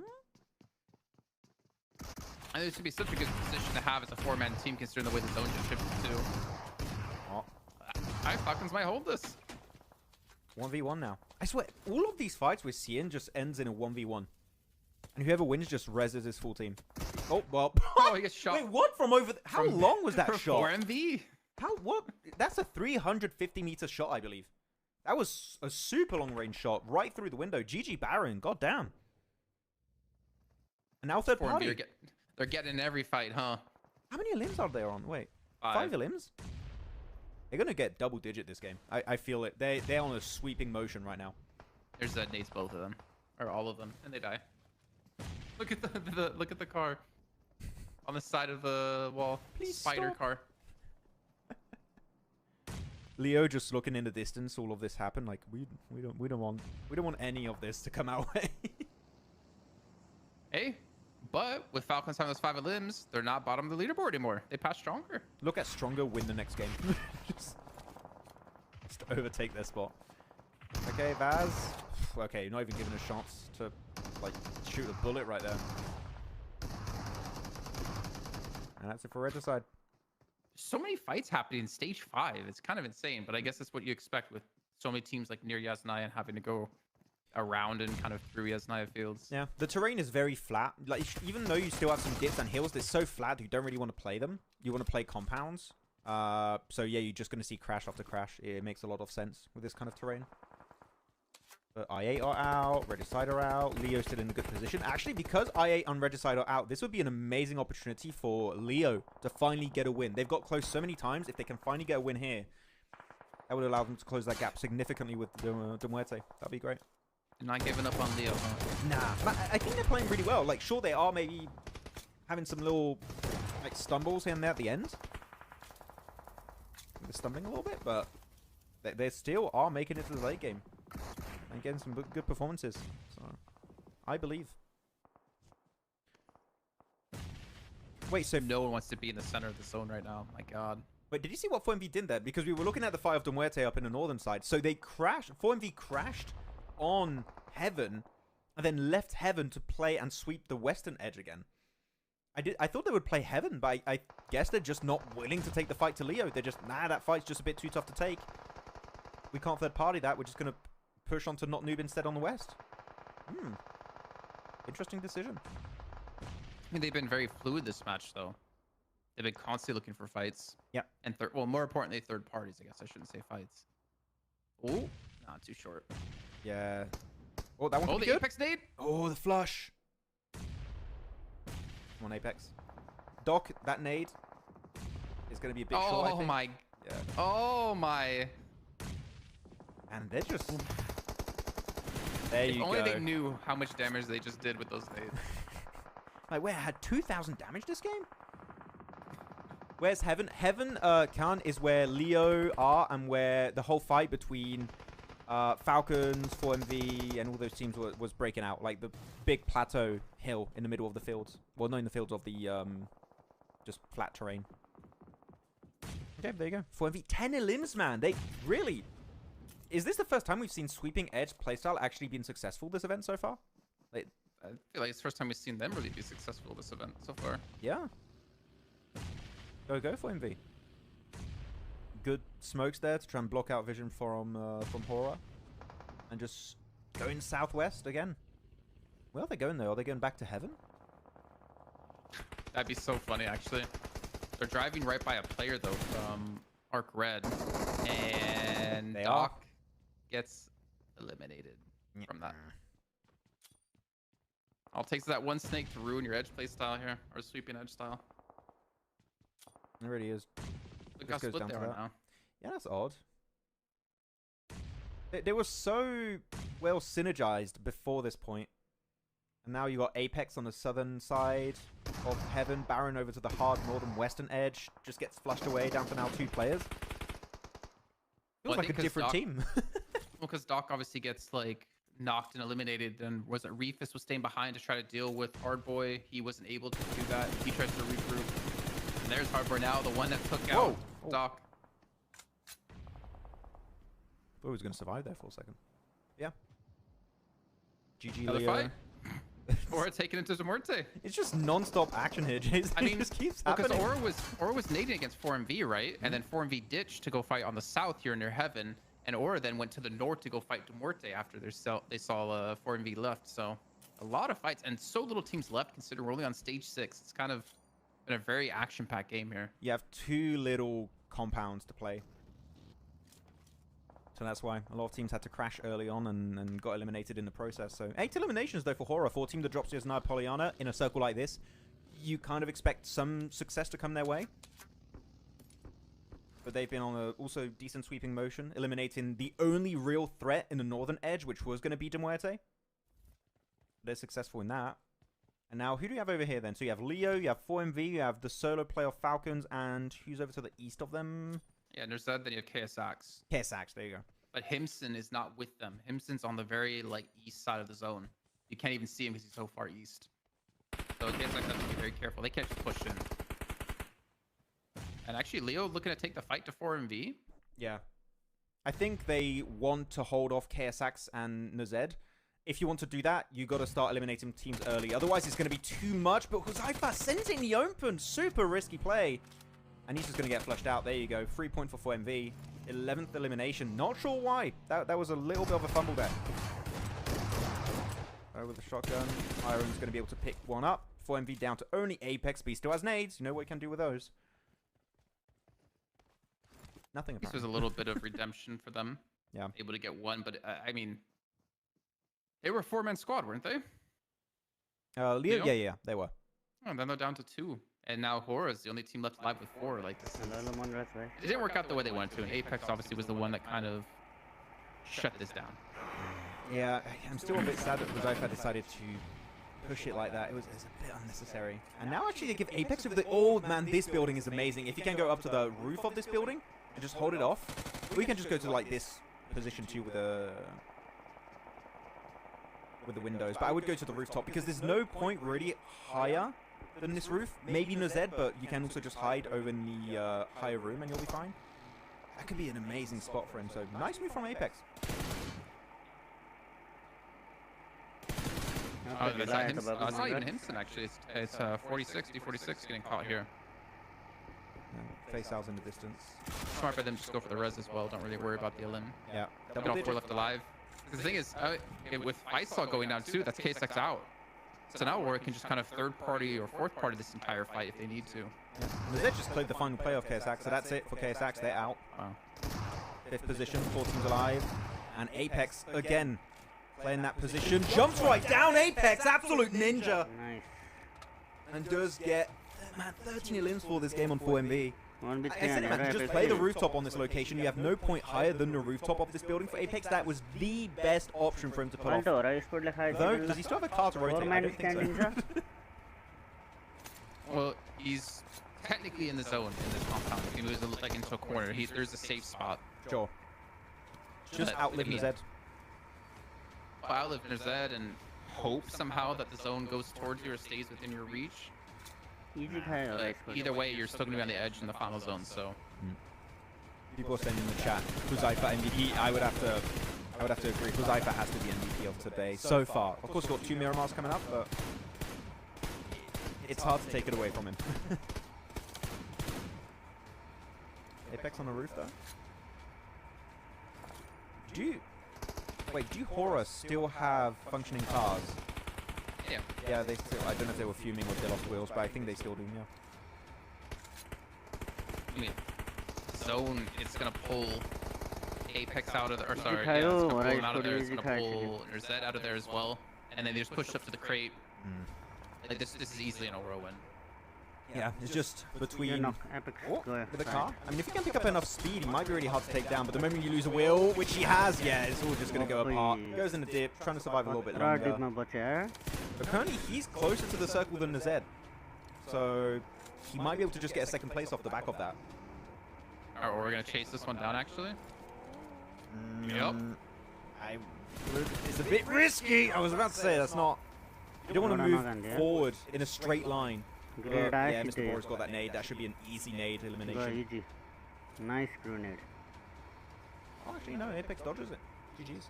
Ah, there's another one coming. Yeah. That's the last one coming. That's it. GG's. So, Falcons get second place. Finally a step up for them. Not the way we necessarily expected it, but... Wait. No, he doesn't win this. It's 1v2. It's 1v2. The other player, Sky, got flushed out. Or just split out. Oh no, 1v... Wait, what? Oh no, he was super... I thought he was flushed because he had like 1 HP. Okay, GG. 1v3. And he goes to HORAA. Nice game. I think they're sad they don't have a team to yell at. No, HORAA Esports lane chicken. Oh, limbs, not bad. We miss Lakers. Yeah. Our enemies. I kind of miss it a little bit too. Yeah. So 4MV stepping up, Warrior get the chicken dinner. Falcons getting pretty late into the game. But 4MV, more importantly, playing, as you talked about, like edge sweeping, rotating constantly around to different fights. Yeah. Them and HORAA played a very similar playstyle, just 4MV were playing the southern edge and HORAA playing the northern side. But there were so many teams on the southern side, I kind of get why they got overwhelmed eventually. Yeah, losing Doc, I think, just caused them to kind of split apart. Like, oh, we lost Doc, let's just try and scramble something to get some placement points and maybe a few eliminations here and there. That was the start of the end. I think someone said in the chat, like, Doc is out now, 4MV will be out again. Which kind of did end up happening a bit after. Down to just Apex. Oh, nice. Yeah, GG HORAA. No, so he did get the Resonance Sky. That's why I thought he was, like, gonna bleed out. But no, he just barely got saved by Malik. Nobody there in Discord. I mean, interesting choice to push because the Resi, Mr. Bora, goes down during all this. So it does give the opportunity for Nazed to potentially pull this back. You did flush it. You got that point at least. And yeah, but too many angles to cover. Yeah. Nice try. Nice try. Yeah, I mean, you would expect in a circle like this, right, to have the team that drops Yasnai Polyana to do well. So, yeah, it's just good execution, good terrain knowledge, good game plan, more specifically. The fight on Muerte was very, very important to enable them to maybe go for a win. So, HORAA made that happen. It was a very quick, it looked like a very quick, clean fight, too. So, replenished a lot of their utility, a lot of their ammo, meds as well, to make the rest of the game easier. Yeah. Just keep getting that loot. Because they did invest a lot of nades into 4MV, but obviously nades wasn't the deciding factor of that game. It was not. I think it was mostly smokes and cars at the end. Pepsi. The 4MV and not noobs looks like they're playing. Oh, yeah. So wait, so... TDM. 4MV's there. No, you got 4MV on the left side. 4MV and not noobs playing. Yeah. That's what I said. Wait, that's what I said, man. Yeah, but I could see Leo on the side too, so I'm like, why are Leo still there? Oh, they're leaving. Okay, they're leaving now. It was still in the chat. But yeah, so they picked not noobs. Why? No idea. See if they live to their name. Yeah. Not TDM noobs. So if this goes similar to yesterday, we have a break, we have a TDM, we have a break, and then we have the last 2 matches of the day. Okay. So we can head on over to a break then. We'll go for a short one, and then we'll be back for TDM, and after TDM we'll have another break, and then we'll be back for the last 2 matches, which are going to be on Miramar. So we'll see you all in a few short minutes. Goodbye. A few short minutes. Goodbye. Team Spirit have pulled off the cleanest push of the PMSL EU qualifiers. In the last game of day 2, Team Spirit found themselves on the east side of the circle. The next shift pushing them out in the blue. They had to make a big push. Ads shuru bhayo, ad. Play their content for long based on the circle. Know that if they want to win this game, they need to move before they do. So the squad gets moving and sends it in northern हिजो PUBG open गरौँ नि add चलिरहेको बेलामा हैन डिस्कर्डमा कोही join भएको छैन discard out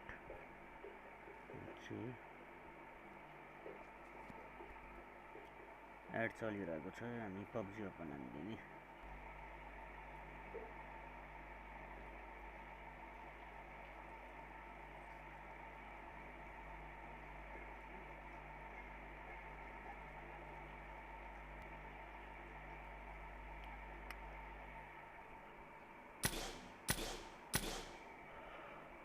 धेरै भएको थियो ओपन नगरेको अस्ति खेलेदेखि हिजो नि खेलेन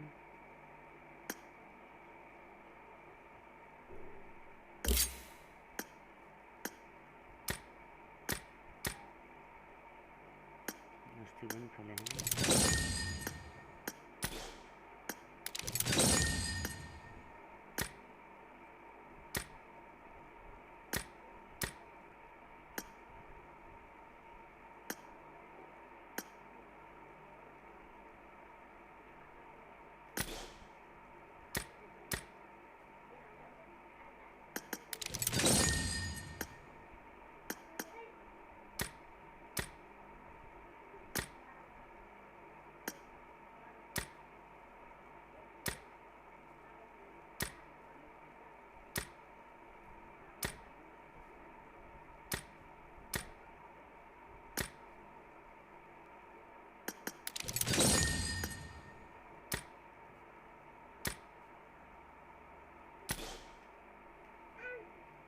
जोर आए के ल्याइदिए हो खाना के ल्याइदिएको हो Northern side of the big baby.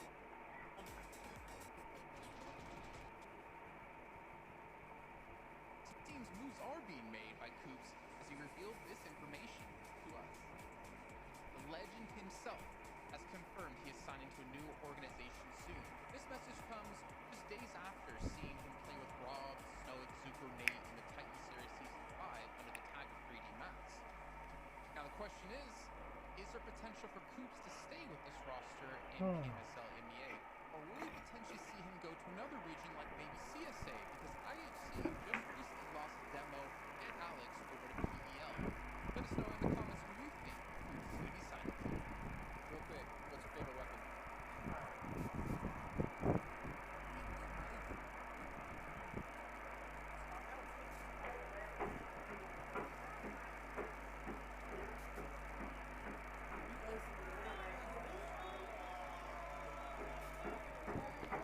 Naomi is leaving for Mad Balls, and Team Spirit are getting an unexpected replacement.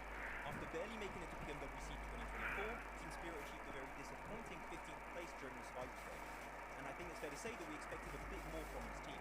So, some changes were in order when it came to playing in their next season. With Naomi now leaving for Mad Balls, the team is getting ready for the upcoming PMSL MEA EU qualifiers. And Matty is going to be joining the roster. Now the question stands, will Tixie eventually join the team to recreate the old Gladiator stage? Without Meku though, because it seems like he might be retired. So, do you guys think Team Spirit with Nomi, Tsune, Becky, will have a better full season? Share your thoughts with us in the comments. Team Spirit have pulled off the cleanest push of the PMSL EU qualifiers. In the last game of day 2, Team Spirit found themselves on the east side of the circle, with the next shift pushing them out in the blue. They had to make a big play. Team Spirit understand that Shockwave won't be able to play their comp for long based on the circle, and know that if they want to win this game, they need to move before invading. So the squad gets moving and sends it in the northern side of the Big Baby compound. Big Baby, by the way, like the team, not the actual Big Baby in the compound. Yeah. By doing so, Big Baby have to give up some of their compound as they have a small split. And most importantly, it keeps them safe from a possible assault from Shockwave. This results in Shockwave having to push into Big Baby and getting eliminated. And then that allows Team Spirit to clear all the players of Big Baby one by one to easily secure this chicken dinner. So well played Team Spirit for one of the best endings of the qualifiers, and let's see if they can do more of that in PMSL EU.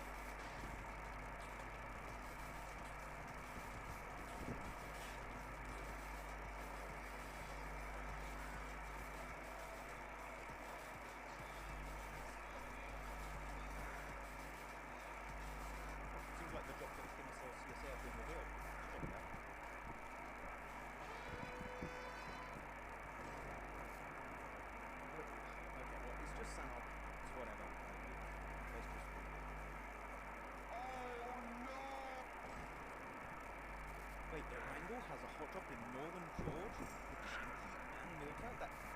let's check Miramar.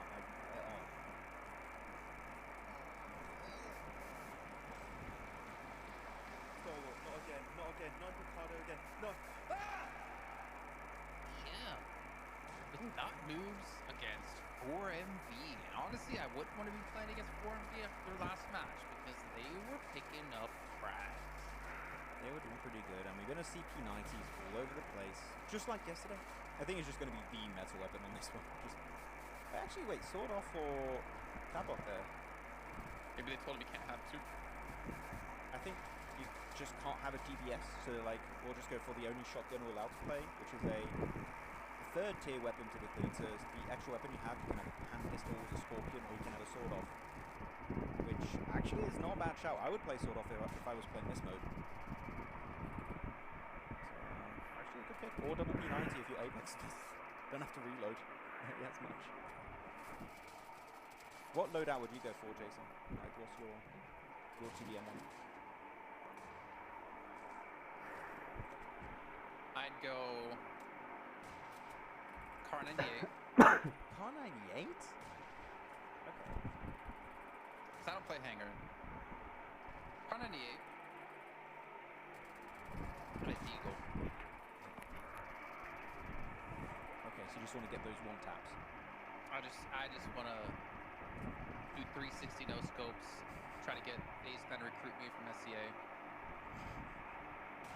Well, you'll be their first ever TDM player, professional TDM player. Officially signed to be their TDM player. So if there's any show matches that need to be done, I'm your man. Yeah. I would You go... want to join the team? Hmm? You want to join the team? Yeah, sure. If I'm allowed to play MG3, I will. It's the best weapon in the game. It's the best weapon in the game. The only issue is do you have to reload it. It's literally the only downside of an MG3 is you have to reload it. I could be your professional reloader. So whenever you're done shooting, you want to reload, you drop the weapon, I'll pick it up, I'll reload it for you, and then give it back to you. I just have 2 MG3s. I give you the one that's out of ammo. And I give you the one that's already reloaded. Just follow me the entire TDM game. Exactly.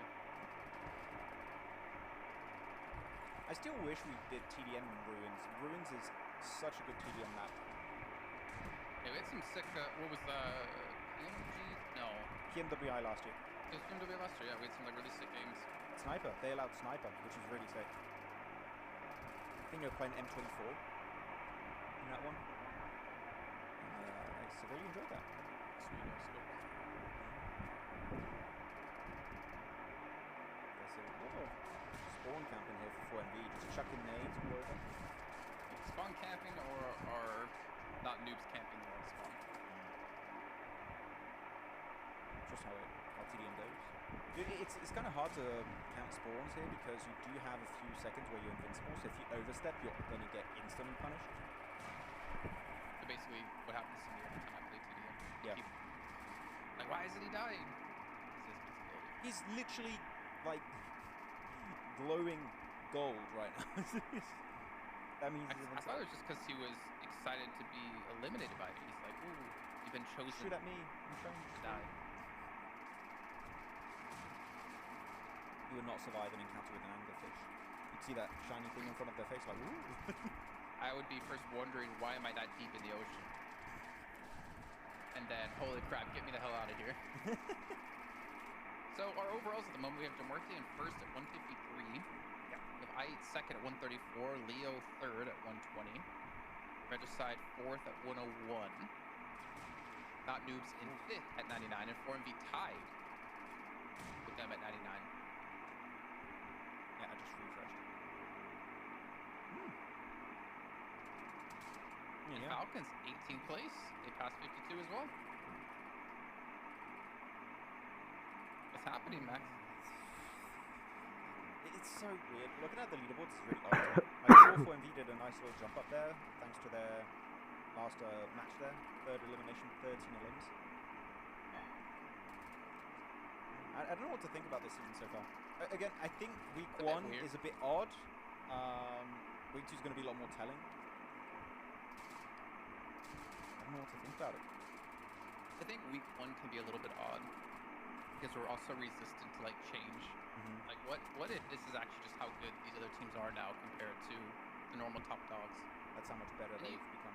Yeah, and you just don't want to believe it. I think that's kind of normal. Kind of like want to hold on to the people that you are fans of.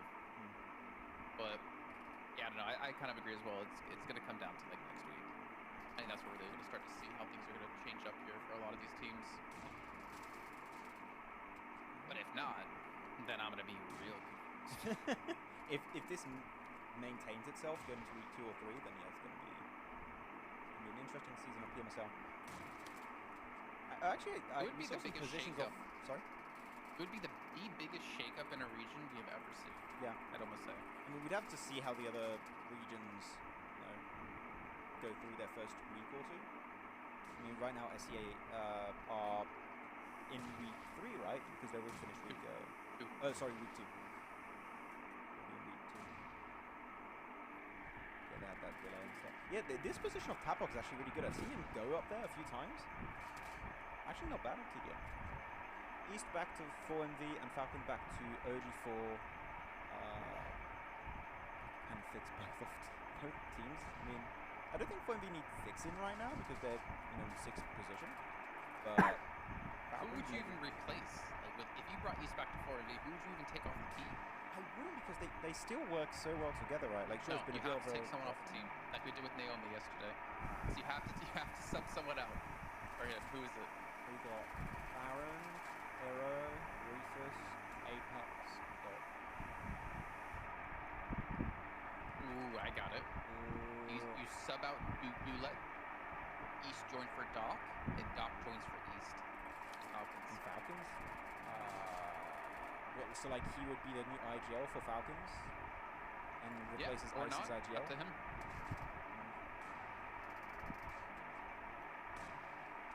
I'm genuinely thinking like so hard right now. If I had to remove a player for MV, I guess I would take out. I feel like Aero I can or agree Rufus? Kakarot with. Yeah. Kakarot said Rufus or Apex. I don't agree with Apex. I Not think Apex. kind of come into his own. Yeah, full disagree on that. I would say Rufus or Aero, and then you put him in like that 5-man rotation. Like you can have East in and out, and depending on how successful it is at the start, you can maybe put him on like a player that's constantly playing for the team. Well, that's a tough one to pick, but yeah, Apex I would have to disagree, just as you said, Jason.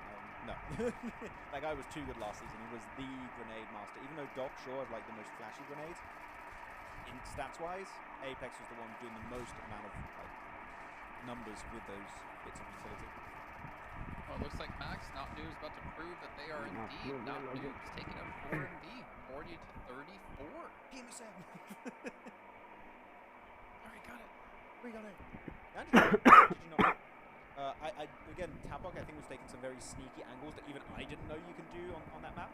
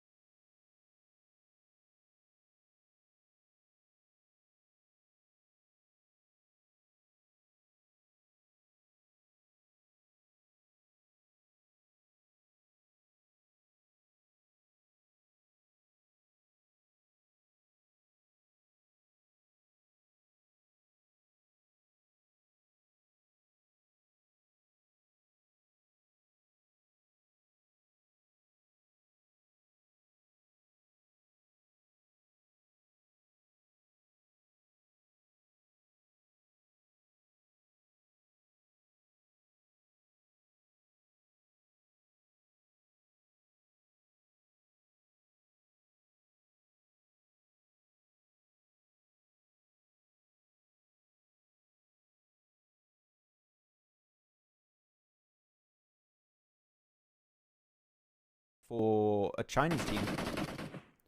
But apparently it went through at the end or something. I don't know what happened. But there was definitely official conversations happening between a PL team and some players of IHG. 100%. That's not arguable.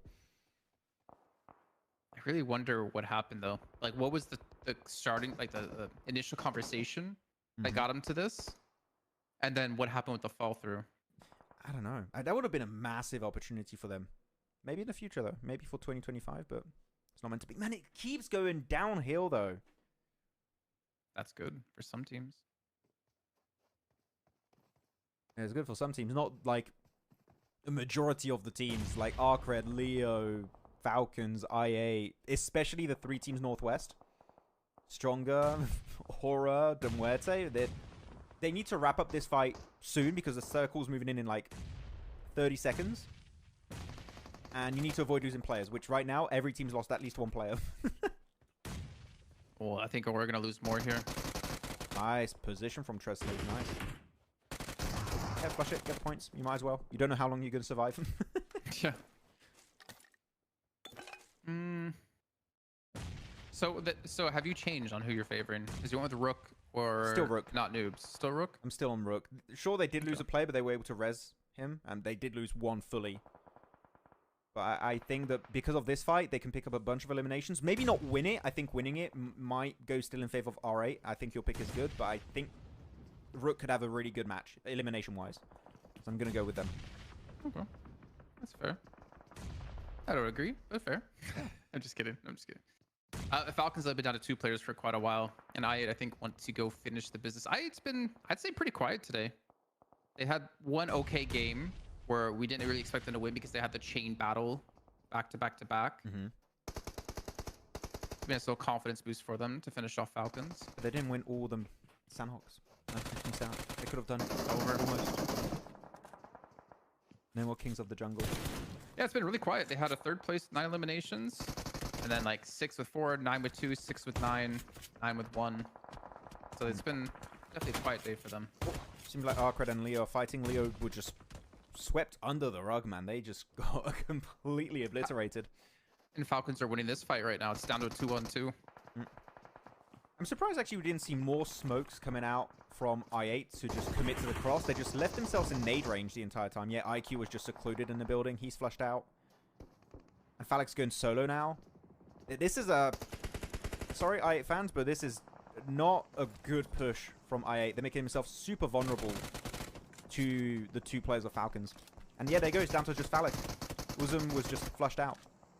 That was by Muerte, though. Completely different team getting involved at this He's burning. Oh. Wait, what? 3rd party? Who got the other one? Yeah, It's Arcred. Damn, what an upset. That's a little unfortunate for... A little fortunate for Phallic and I8. Rook out. Rip. Well, I mean, you predicted them. Yeah. I thought they would get more involved in this fight of stronger HORAA de Muerte.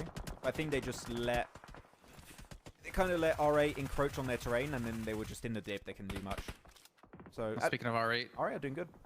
Naomi just full sent it to where Stronger is. Just right under them. I mean, they do have cover from his teammates who are watching the angles, so he can kind of do this. Good nade, almost catches up. Desert, he's gonna fall into Foops, and then he gets him, but then dies to Talika, who shoots him from the backside, and at least he got one before he went out. He knew his time was over. We shall die together. That was cool. Yeah, and 9 elims. The thing is now, how do RA initiate their rotation downhill? Because they're gonna have to do it. They literally have 30 seconds, and then they need to start moving downhill. Do you have cars to do it? By foot, I'm pretty sure this rotation is not gonna work out. Unless you have a bunch of smokes to maybe block out your rotate, or you get nade knocks. They should also have a lot of utility still. Mikage gets cleaned up. Yeah, they should have a lot of utility because they've been cleaning up a lot of these fights. Yeah, just regrouping because they were 2-2 split. Keep in mind. Yeah, I don't know why they tried to hold on to a split for that long. I think you would try and defend against R8. That's how they transitioned down. They just forced not noobs out of the position by getting an elimination. Yeah. And they have, as you said, they have cars, right? So cars were going to be very important for that rotate. I think, yeah, we might be looking at the R8 win with the cars. The fact they have them really makes this entire late game playable for them. And that's it also for Not Noob, losing some more players. Just Striker is alive now. Do you see something on my screen? On my camera? Yeah. Doggo. Hey, Oliver. Okay. Sorry. Thank you. Aditya, A great I saw intermission. your comment, Aditya Singh, but we'll reply to it after this game. We're just checking the finish of this match. Wait, Bad Boy's got 6 elims, by the way. I didn't realize that. I thought it would be an even spread of all the players, but no, Bad Boy's got 6 of those elims confirmed. All right, so holding the high. I mean, Ari can just. Actually, I don't know. I guess you technically could be shot by the rest of our cred, who kind of backfilled on where Not Noobs were. The thing is, as they come down, like you were talking about before, they're just gonna get shot unless they get the speed, I guess, in their cars. But, like, where do you go? They're just waiting for circle right now. They're in circle. Just leave your cars. At least it's in a little position on this plateau where you cannot get the wheels shut off. So you I mean, the can upside is beat them. they gain so much info from here too. I mean, obviously know where most people are. I pretty much say, okay, Aragon might get caught out here. Aragon just keeps getting away with murder. He just gets in the open and he gets sprayed at and he just does not get knocked. We can't keep getting away with this. Actually, do you think Uzum can do something about this? Because he's, depending on how many smokes he has, he can stay on the northeast of the circle and chill for quite a long period of time. I think RA, their main focus is on eliminating Arcred, non-Uzum currently. It's a non-threat to them. Yeah, they know he's there, obviously, but I don't know what Phallic has utility-wise, and we're not really able to see over there. Okay, there's a smoke down currently. I said Uzum, but yes, Phallic. What am I saying? I thought it was using since earlier. It's fine. All good. I'm just not checking my map feed. I should get my other device on so I can have a map feed on all the time. Just get another monitor. Yeah, also a 4th monitor.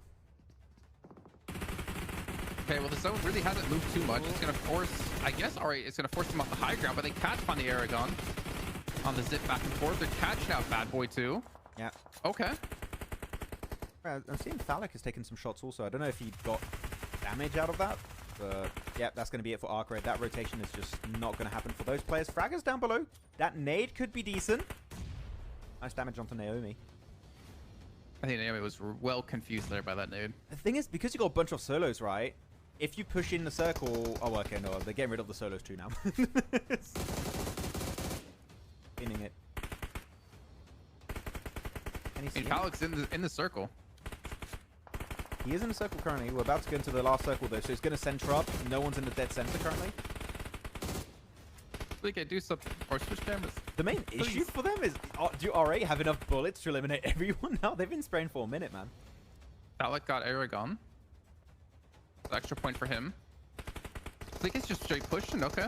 Trying to get the high ground info. Striker's just chilling. He's like, you know what? I'm not going to shoot. I don't need to do anything. I'm going to just try to survive as long as I possibly can. He ranks up. He might rank up again here. Yes, there you go. Phallic goes down. Second place finish for Not Noobs. Coming out of Picado. Fleeky on 8 eliminations as a solo. Oof. Good stuff. There you go. Striker there. Maybe flush if you can get that point, but it's not going to happen. And R8 will be the one to secure the win. Your pick, Jason. Made it happen. GG, well play. I mean, my pick was Not Noobs, wasn't it? You went for R8 at the end when we got to the late game. Yeah. 15 elims.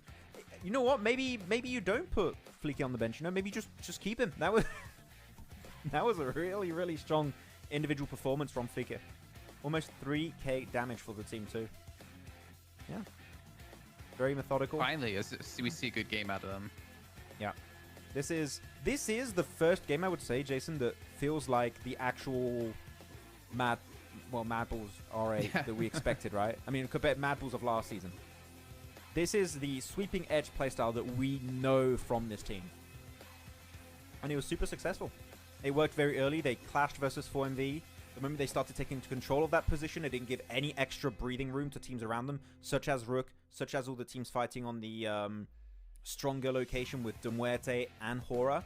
And when they have the high ground advantage, they make full use of the utility they've been like stacking for the past few minutes and create a big advantage for themselves against who was it? Not Noob. Then play the plateau with the cars. They knew cars were going to be super important. And then clean out the solos one by one. It was very clean, very by the book, but It's by the book for a reason. It's because it works. It looked very comfortable. For sure. It looked like they were more in their element in that match. Like again, 4MV last game, edge sweeping. They look confident. They look like they can finally hit some shots and play more of a comfortable style. I'm curious if that's going to carry over into another match. But also for Naomi, it's good to have finally a good match with the team, right? Because I mean, yesterday wasn't the best day for them whatsoever. So finally having a good game with the team is going to help chill him out a little bit. Yeah, it's going to give him a little bit more confidence for sure that like this is actually working out. We're getting some success out of this roster, so we're doing something right this game. But Yeah. as I said, right, it feels like they are going back to the successful like edge playstyle, which they were trying to do in the last 2 days also. They were just not willing to take fights. Here they picked a super early fight versus 4MV, right? I think that at the start, maybe they would be a bit hesitant to do that, but now they're like, okay, we're more confident in this team. We're ready to take these early engages because we know it can have a really solid knockoff effect on the rest of the game. So I'm happy. If they're willing to take fights like this consistently and keep playing Edge, this is the way that you make Edge play successful. Love it. GG's. The real question, though, after all that, Max, are we going to see another hot drop again? Yes. Who wins, though? I say... Who wins? Oh, I say Stol will win that one. you just want to see the 2-2 at the end of 2 days, huh? Yep. Yep. That's all that matters to me. Bonjour. Hello, bonjour, Noor. Bonjour. Who was that got knocked? It was Riley that got knocked first, right? Yeah, right here. Went to heal him. Perfect timing. That's what completely screwed it for Stalwart, to be honest. And I don't know. I feel like if that one knock doesn't happen, I don't know if necessarily Not Noobs wins the fight overall. You know what I mean? Yeah. It is. If you really want to commit to the fight, do you really need Riley's off angle? Maybe you just might as well drop in the same building all together and just rush it. Comment ça va? Nickel et toi? Comment ça va? Saudi Arabia. Which country is RA? Yeah, the org RA originates from Saudi, but the players do not originate from Saudi. Just like Falcon's org is from Saudi, but the players are from Mongolia, right? Same stuff. So we had a comment earlier about someone talking about PEL. Aditya saying, there you go. As much as I followed this PEL season until 3 weeks, Thunder Talk Gaming, TC and Tiamba could be 3-4 teams to qualify for PMGC. I would love to see more of Tiamba. I don't know how you feel about it, Jason, because it was a team that was hyped up quite heavily by Kalaris, especially on the desk. He really liked what Tiamba were doing. They are a team that were topping the tables in terms of eliminations. But I think they struggled to find a playstyle that suited a global event because they don't play outside their region that often. Well, especially, I think, for Tiamba, for some of the players, that was their first time playing outside of their region. So with that experience now under their belt, maybe they can adapt a bit quicker for PMGC. So I'm excited for Tiamba in particular to see how PMGC goes if they qualify. Yep. But what about Paraboy? Yeah, I don't really, to be honest, I don't really watch or like pay attention to PEL that much. Like every once in a while I'll tune in to see like how the results are because we see them twice a year. That's it, which is so unfortunate. But I want to see like Nova under the banner of Order. Yeah. I want to see what he can do because I remember that PMGC was the first one they won, right? 2021. No, 2020. 2020. No, it was actually when we were in Berlin. Sorry. It was when no, the first one they won was in Dubai. Berlin. Yeah, no, so you, me, and Seven were in Berlin, so it's the second time. Yeah. And seeing Order like come out of the wings of Paraboy and prove like he's just as good, if not better than Paraboy was so cool to see. Like that was the storyline for me of that event. Yeah. Yeah. So now giving him the reins of like a team, how can he do out completely out from Paraboy's shadow? Yeah. I would love to see Nova make it to a global event again. That would be super hype. Oh, d'accord, félicitations, Nour. Bien joué. J'espère que ça se passe bien. QZZ has suffered hand injury. He might miss a week or two. Oh, damn, that sucks. Hope he gets better soon.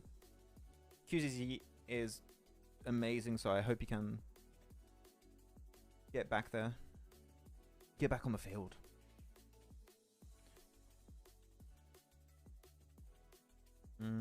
how come R8 became Jake? MVP? What? How is my name this now?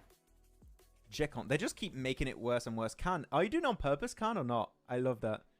Just keep writing Jason in the worst way imaginable. I mean, if he's French, I could see it. Jason. Jason. Wait, you don't really even What was have the one from yesterday? Jason in front. What was it? I forgot how it was written. No, it wasn't Jackson.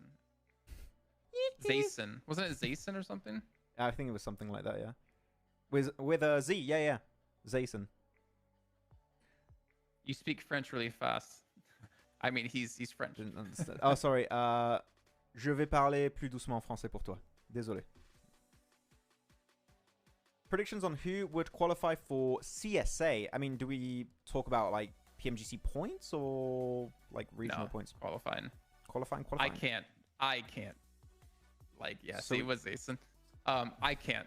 Like, you can't right now. You can have your, like, who you assume is going to qualify, but man, teams. the way teams have been playing. I mean, I would like, with what we've seen from R8, I think R8, if they play like this the rest of the event, R8, de Muerte, are the two that I'm like, I would like to see them make it in PMGC. I still need to see more from the rest, because like I8 could go, 4MV could go, IH if they start like popping off could go, Falcons if they pull off a comeback in week 2 could go. Like it's a bit tough. There's We too know who many you'd options. like to see. Who I would like just in, No, we know who you'd like to see. yeah, like, who I would like to see is a bit obvious. Falcons. Just all Falcons. I mean, if they keep playing like this, no, I would not like to see them. To get my heart crushed again. Which country do you think will receive an invite for PMGC? I mean, normally the host country gets an invite, right? The UK. But I don't know of any UK teams. I've seen Vaca rumors. Nostra MVP coming back. I've seen rumors of who might be going a while ago. Like apparently conversations are happening in the background, and I had no idea who the guys were. I did not know the names. So yeah, it's gonna be fun to see who the like local PMGC team is gonna be. Who are you supporting, Max? What in CSA, Sasa, or in general, like worldwide?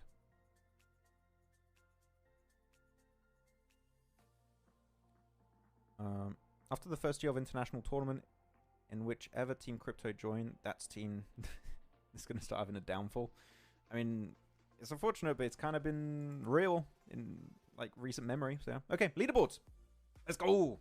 And Muerte still up there, 160 points. Slowed down, I think, a little bit, Jason. I don't know how the last few games went in terms of actual points. Go for it. Tell me. Muerte. So after their win today earlier on Erangel, 8th place, 1 elimination, 6th place, 3 eliminations. Okay, so not amazing. And we're missing the last game. They got a Yeah, decent it's amount of been- limbs, I think, yeah. Been a little bit quiet. But I mean, I'd say I8's been the most quiet today. Yeah. We haven't seen much from I8. We have some like solo plays that were happening. Like Falak was able to make it to top 3 that previous That match. wasn't Usam? No, it was. I really need to get an extra screen to see the map feed because I'm just going off of like just what I remembered happening in previous fights and stuff. Okay, yeah. Then you got Leo. Still waiting for the Leo win. It's gonna happen. But do we put Uzaifa as the MVP currently? I mean, Fleeky had a really good game. I don't think it will be enough to put him MVP. We had Sonos get 9 limbs earlier today. Who was that already? It was on. Can't remember. I forgot. It slipped in my mind.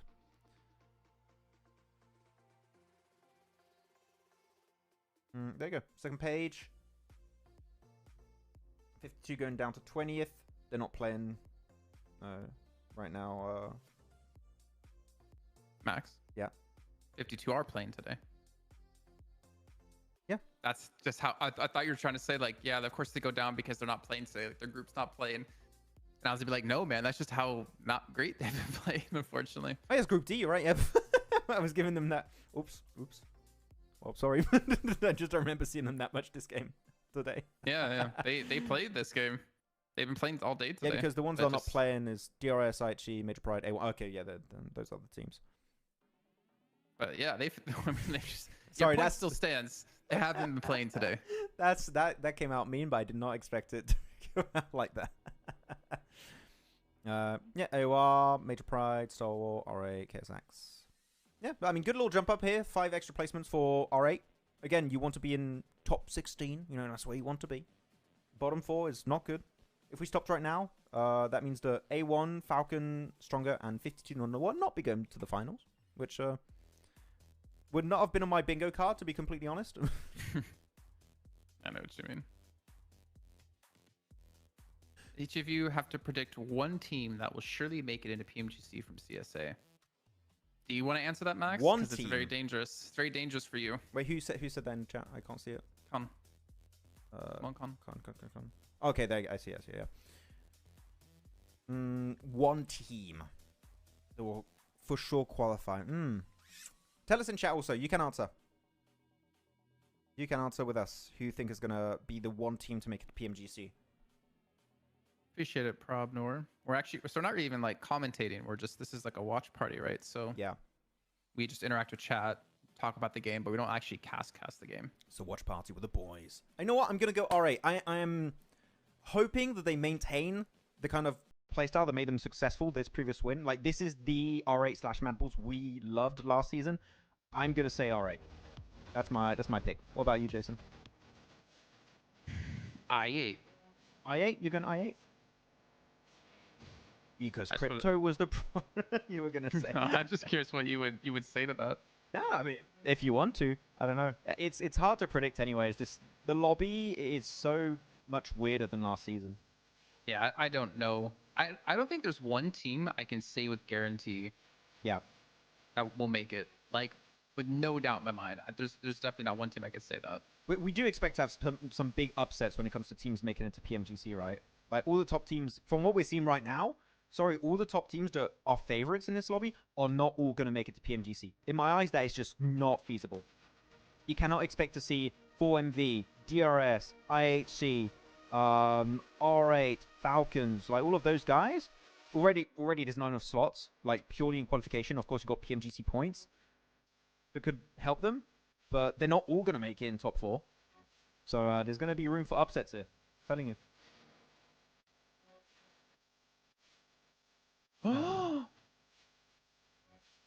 What? You see it, Max? With a hot drop? Yeah, it's happening The again. hot drop's happening again. Wait, don't go all on me. Like, we know it's happening. What a surprise! Oh, similar circle. Oh. Wait, Chris is on the split now. They stopped believing. Oh no! It doesn't matter though.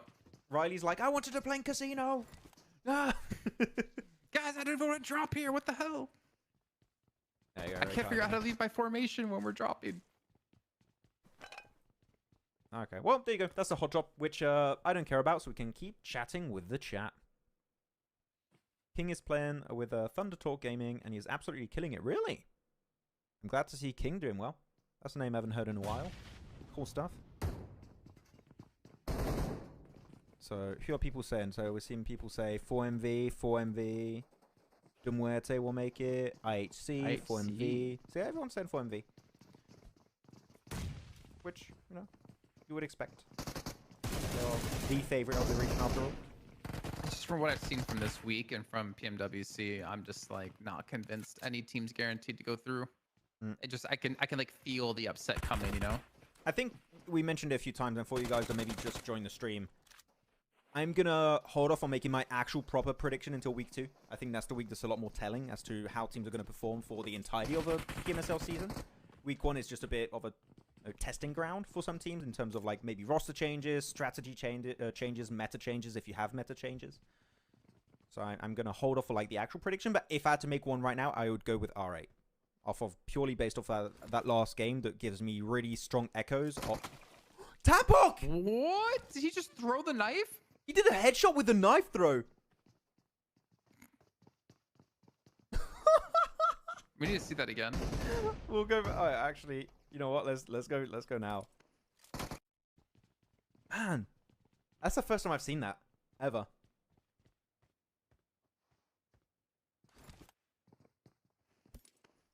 Oh man. Did he stand up into it?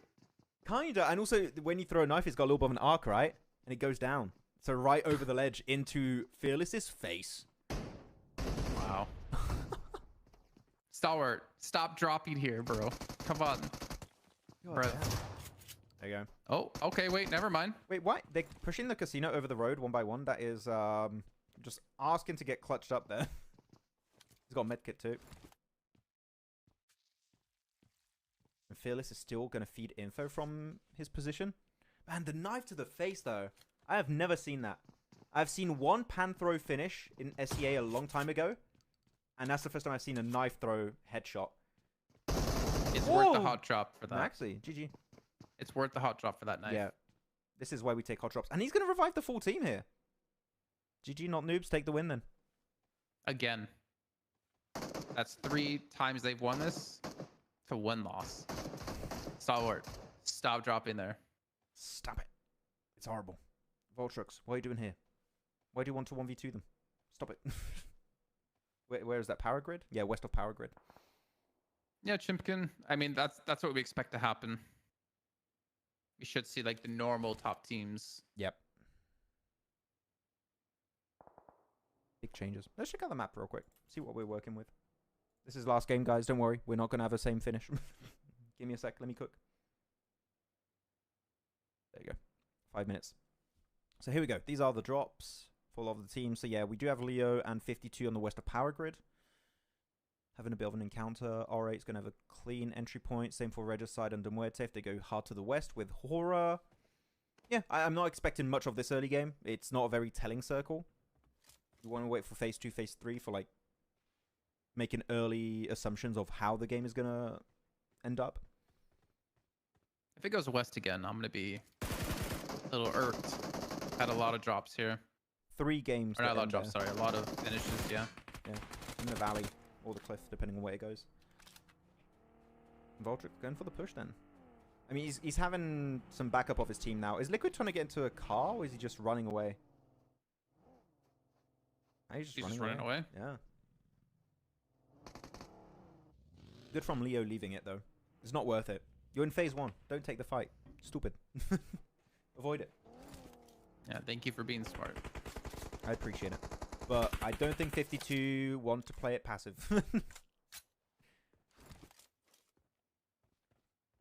Nipsra, did you go and watch the Olympics? Oh, she did not. I wanted to go see the Olympics, but the tickets sold out too quickly. I don't know. I feel like it'd be so packed. Yeah. I would go to like some event that like not a lot of people watch, if possible, and then just like chill. And like, you know, those people who are participating are just like loving any attention they get. You know? I love that they had beach volley at night in front of the Eiffel Tower with like a super cool light show. That was sick. That was the sickest thing cool. of the entire Olympics, in my opinion. Not the opening ceremony? Yeah, the, outside of the like opening ceremony, and was some parts of it was sick, some part of it were a bit weird. I was gonna say weird. The heavy metal opening, that was super cool. I love that part. Yeah, I don't know why Crypto decided to push out in the open. That was a intriguing position, to put it nicely. Interesting. Max, remember? There you go. Intriguing. If it's intriguing or interesting, both words serve the same purpose. Which is, that was maybe not a great position or play to do.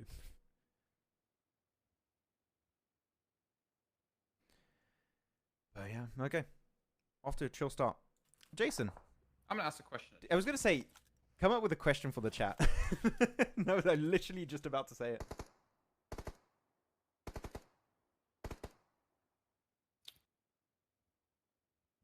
Would you rather MG3 someone or no. Eliminate someone with an AWM headshot, AWM, or nade someone. That was like in some like corner room that's really hard to nade. You know, like a dock level nade. What would you rather do? AWM headshot someone. You get the little dink also when you do a headshot. That's super satisfying. The dink is very satisfying. The dink is great. Scientifically proven. Oh, we got a potential El Pozo kill finish, and we have it. Okay, this I thought we had a big team fight. No, it's just a replay of a previous fight then of R8 and KSX. So we had 2 hot drops then. I didn't realize that. I wasn't checking. Oh. Nade.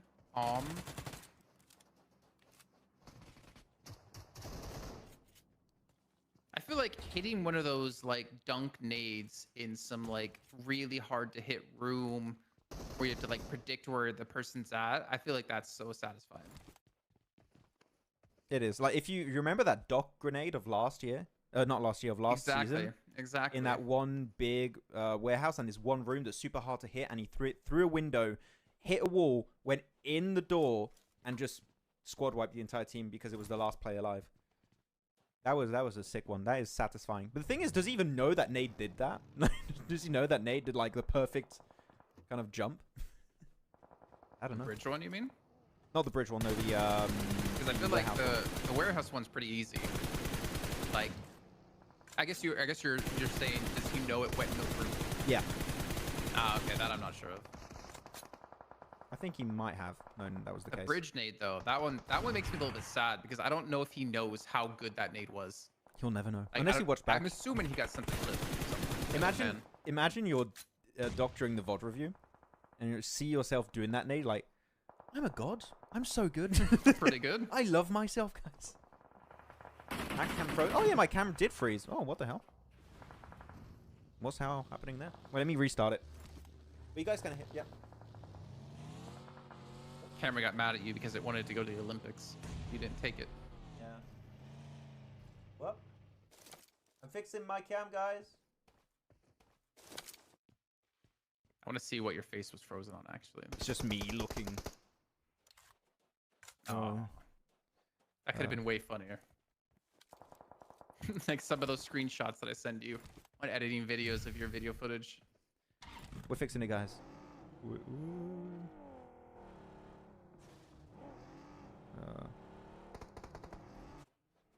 AOR coming in super late from the blue. R8 playing the west side. Oh, there you go. Perfect. There we go. We're back. It's fixed. Okay, what's happening here? You got Regicide and Muerte pretty much south of El Pozo here. IA and 4MV's got the 2 better locations, but you might have to fight each other eventually because it's just ridges and dips. So you might see each other. I wonder where this next one's going, actually. I wonder if it's going to stay north.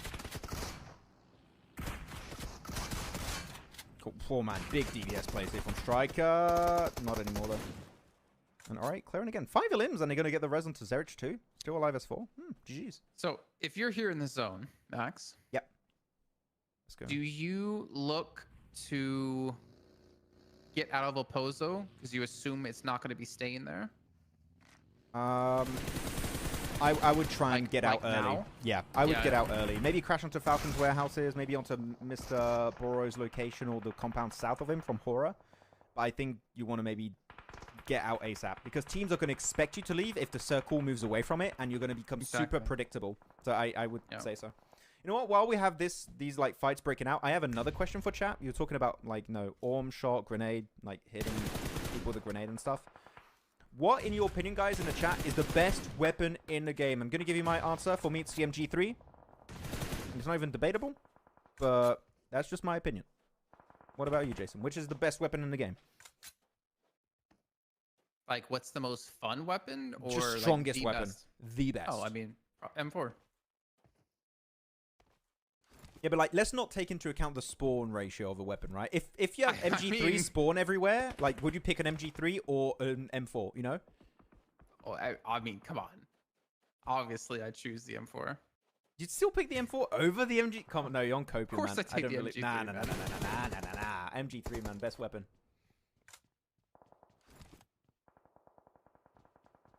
M4, best for all ranges. Again, but no, MG3, man. It's the best weapon. For AKM. And I'm garbage at the AKM. P90. P90 is a laser, to be honest. It is good. DBS for long range. Guys, DBS Makes is the sense. best. Guys, which is the best So- sniper in the game? DBS. So he's talking about the old DBS before it got nerfed. Okay. Yeah. New DBS is not that much of a sniper. Still good, but it won't like 1v4 people. Scar L or Groza? I always like the AUG, and then M4 just plays too nice. But then I also like the Ace. It's not called the Ace 32 though. What's think it it called is. in mobile actually? It's Is it? the Ace 32. Oh, it's the barrel. Yeah. M762 is barrel, yeah. Yeah. There you go.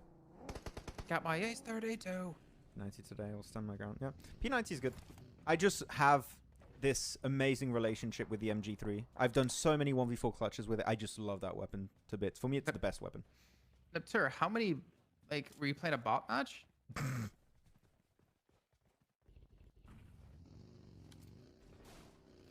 Okay, here we go. Circle shift. It's going to be a big one. Fields could be some like dip terrain, and oh, it goes over there. Okay, we've seen the circles quite a bit. 52 need to look at crashing Falcons like now. If you're 52, your only valid option is crashing Falcons or playing the fields to try and survive. But do you really want to do that? No, you want to do a play that could maybe reward you with a win if you're 52. Send it on to Falcons. Now. Go. Please. I know you're talking about the game, but I like Rafid's answer. Pistol's the best. I feel like a cowboy. Hey, you know what? In my head, I'm just imagining him going like pew pew. If you know, if a gun makes you feel good, then hey, no, maybe it's the meta weapon for you. That's all that matters.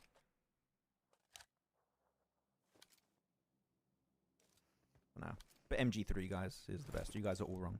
I don't. What if the AWM shot as fast as the MG3? Then would you choose the AWM or the MG3? So like an full auto that sprays at an insane ratio, and you have 150 bullets. Yep. Of course, that whatever the hell you would call that, the Orm 3. Yes, I would play an Orm 3, Jason. Yes, that would be insane. Good answer. Nice. Well, I'm more interested in the chat than watching the match, lol, Nor. It's an interesting conversation we're having here, you know? I'm sure the PUBG Mobile Esports team, Jason, are listening like, okay, this is what we're nerfing next. Oh! Okay. Oh, it's a smoke. Oh, that scared me. I was like, where's that nade coming from? I couldn't even see a team nearby. I'm like, what? Have you done that, Jason, where you're trying to smoke a teammate and you actually throw a nade by mistake or molly? And you just, oh, I'm sorry, run away. It wasn't a mistake. I intentionally. Got you. I'll smoke. I mean, grenades do a little bit of smoke, technically. So I didn't lie. You're seeing stronger wrap around A. Are they going to fight AOR or are they going to wrap around AOR? Okay, they're going to fight. Yeah. R8, you can see are all looking this direction as well. They're taking shots stronger. They're going to third party, man. I'm calling it, Jason. Maybe? Are they? Maybe. I mean, they're not in circle. They have to third party that fashion. No, not in a molly. You don't want to be there. Great nade on Tulika's in the zone, but HORAA are moving into him as well at the same time. They're gaining some ground. I think R8, you don't crash it. You go hold your position where Tulika is. You reinforce that. I think the spot in the zone is worth more than these eliminations that you can maybe get. Yep. I really need to set up an extra screen. I feel like I'm blind when I'm analyzing this. What about your tablet? I used to put it, and I just forgot for the start of this week. But I need to set it up again and have it in front of me. There's too much stuff on my desk right now. That's why. Get rid of all your One Piece cards. Yeah, actually, that's exactly what I have on my desk. I'm organizing my entire collection. That's why. There you go. Big crash. I like that. Love that crash. Playing the position also is forcing the rest of Stronger to come your way. They clear AOR. Clean third party. Nothing to say about that. GG. See, this is the R8 that we wanted. Is an R8 that still plays Edge, just like at the start of the week, but is willing to take fights that are going to be essential for you to reach the late game. Like, this is the R8 we needed to see. There's our big sprays. The question is, why are we seeing it now? I mean, maybe they needed Zerich to play. Is this the R8 we needed to see? Thinking, hit a shot. Hit a shot. Thinking. Yeah. Oh, okay. that was a gutter roll yet. I thought you used your Go XLR there. No, that was my normal voice. Okay, let's check out the map feed again. I want to see what's going on. And also, team chat, same thing. Time to make predictions.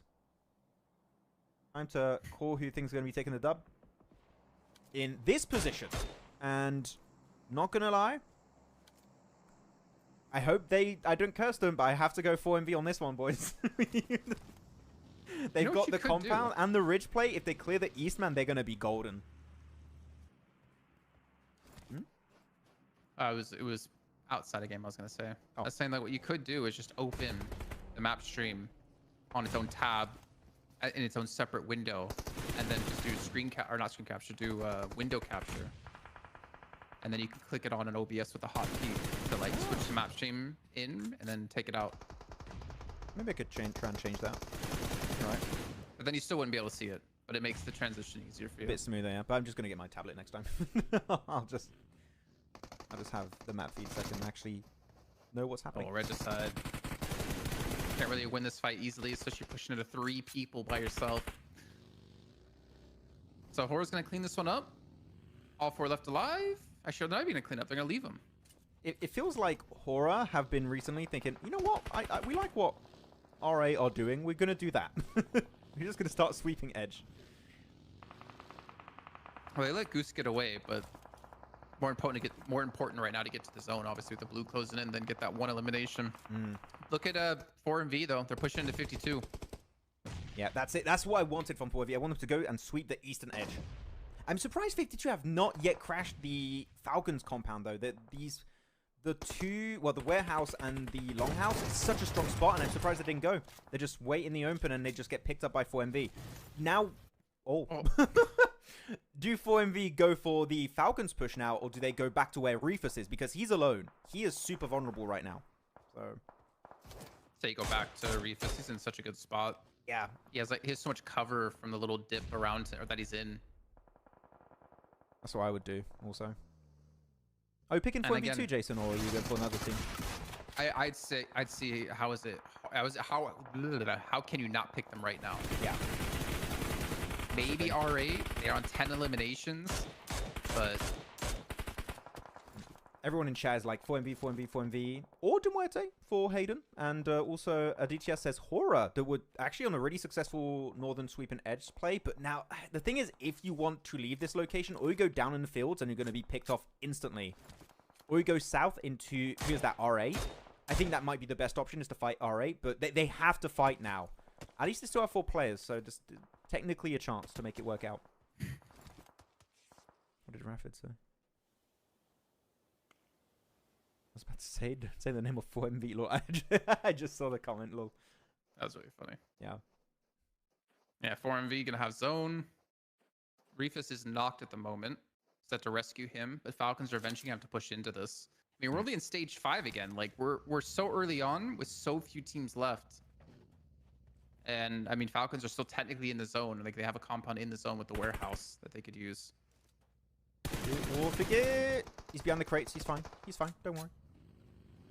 They'll res him. At least they're aware that HORAA are there, right? So that's really insightful info for R8 to know that they're over there. Tulika makes it over. The blue zone's pushing in right now, so it's time for HORAA to push. Get in the car. Get out of there. You need to go somewhere, HORAA. You can't wait any longer. Such a tough zone shift away for R8 though. Especially when they just got someone knocked and they have to like recoup. And Malik, I kind of like the spot because he's kind of like holding them down, but he's got to move just as much as they do. Bunch of smokes, but it's not going to help you. Yeah.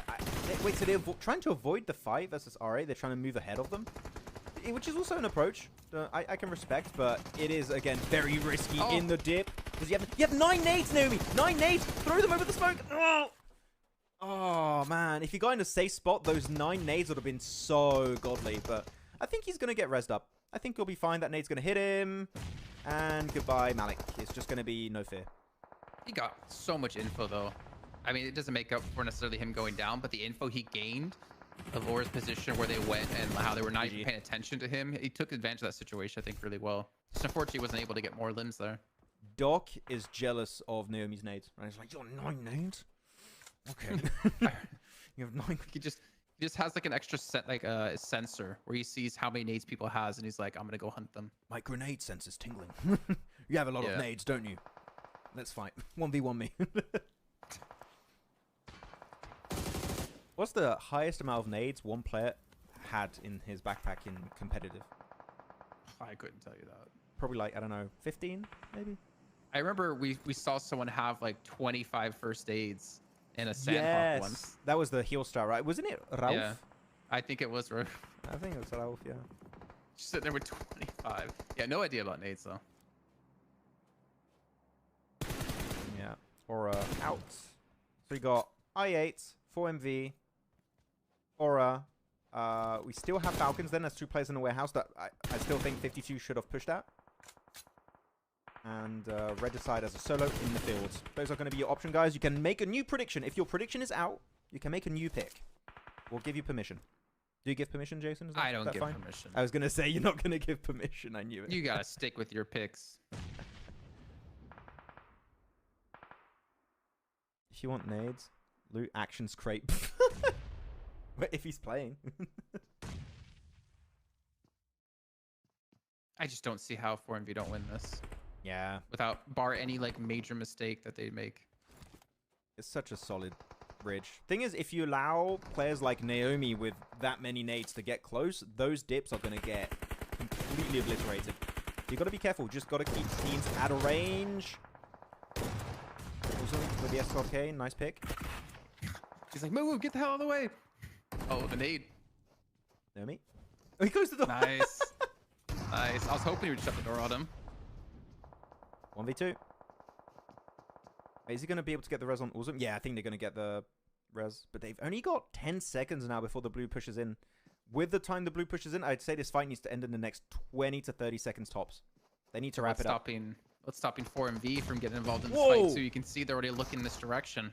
What a nade from Flicky. That was so smooth. And now a nade on the side, and he gets the knock on 4MV. Naomi. It's time for 4MV. Baron. Look at that. Oh, Doc's there. And they're just throwing everything in a kitchen sink at these boys. Bam. No res Reef for got you. it. 1v1.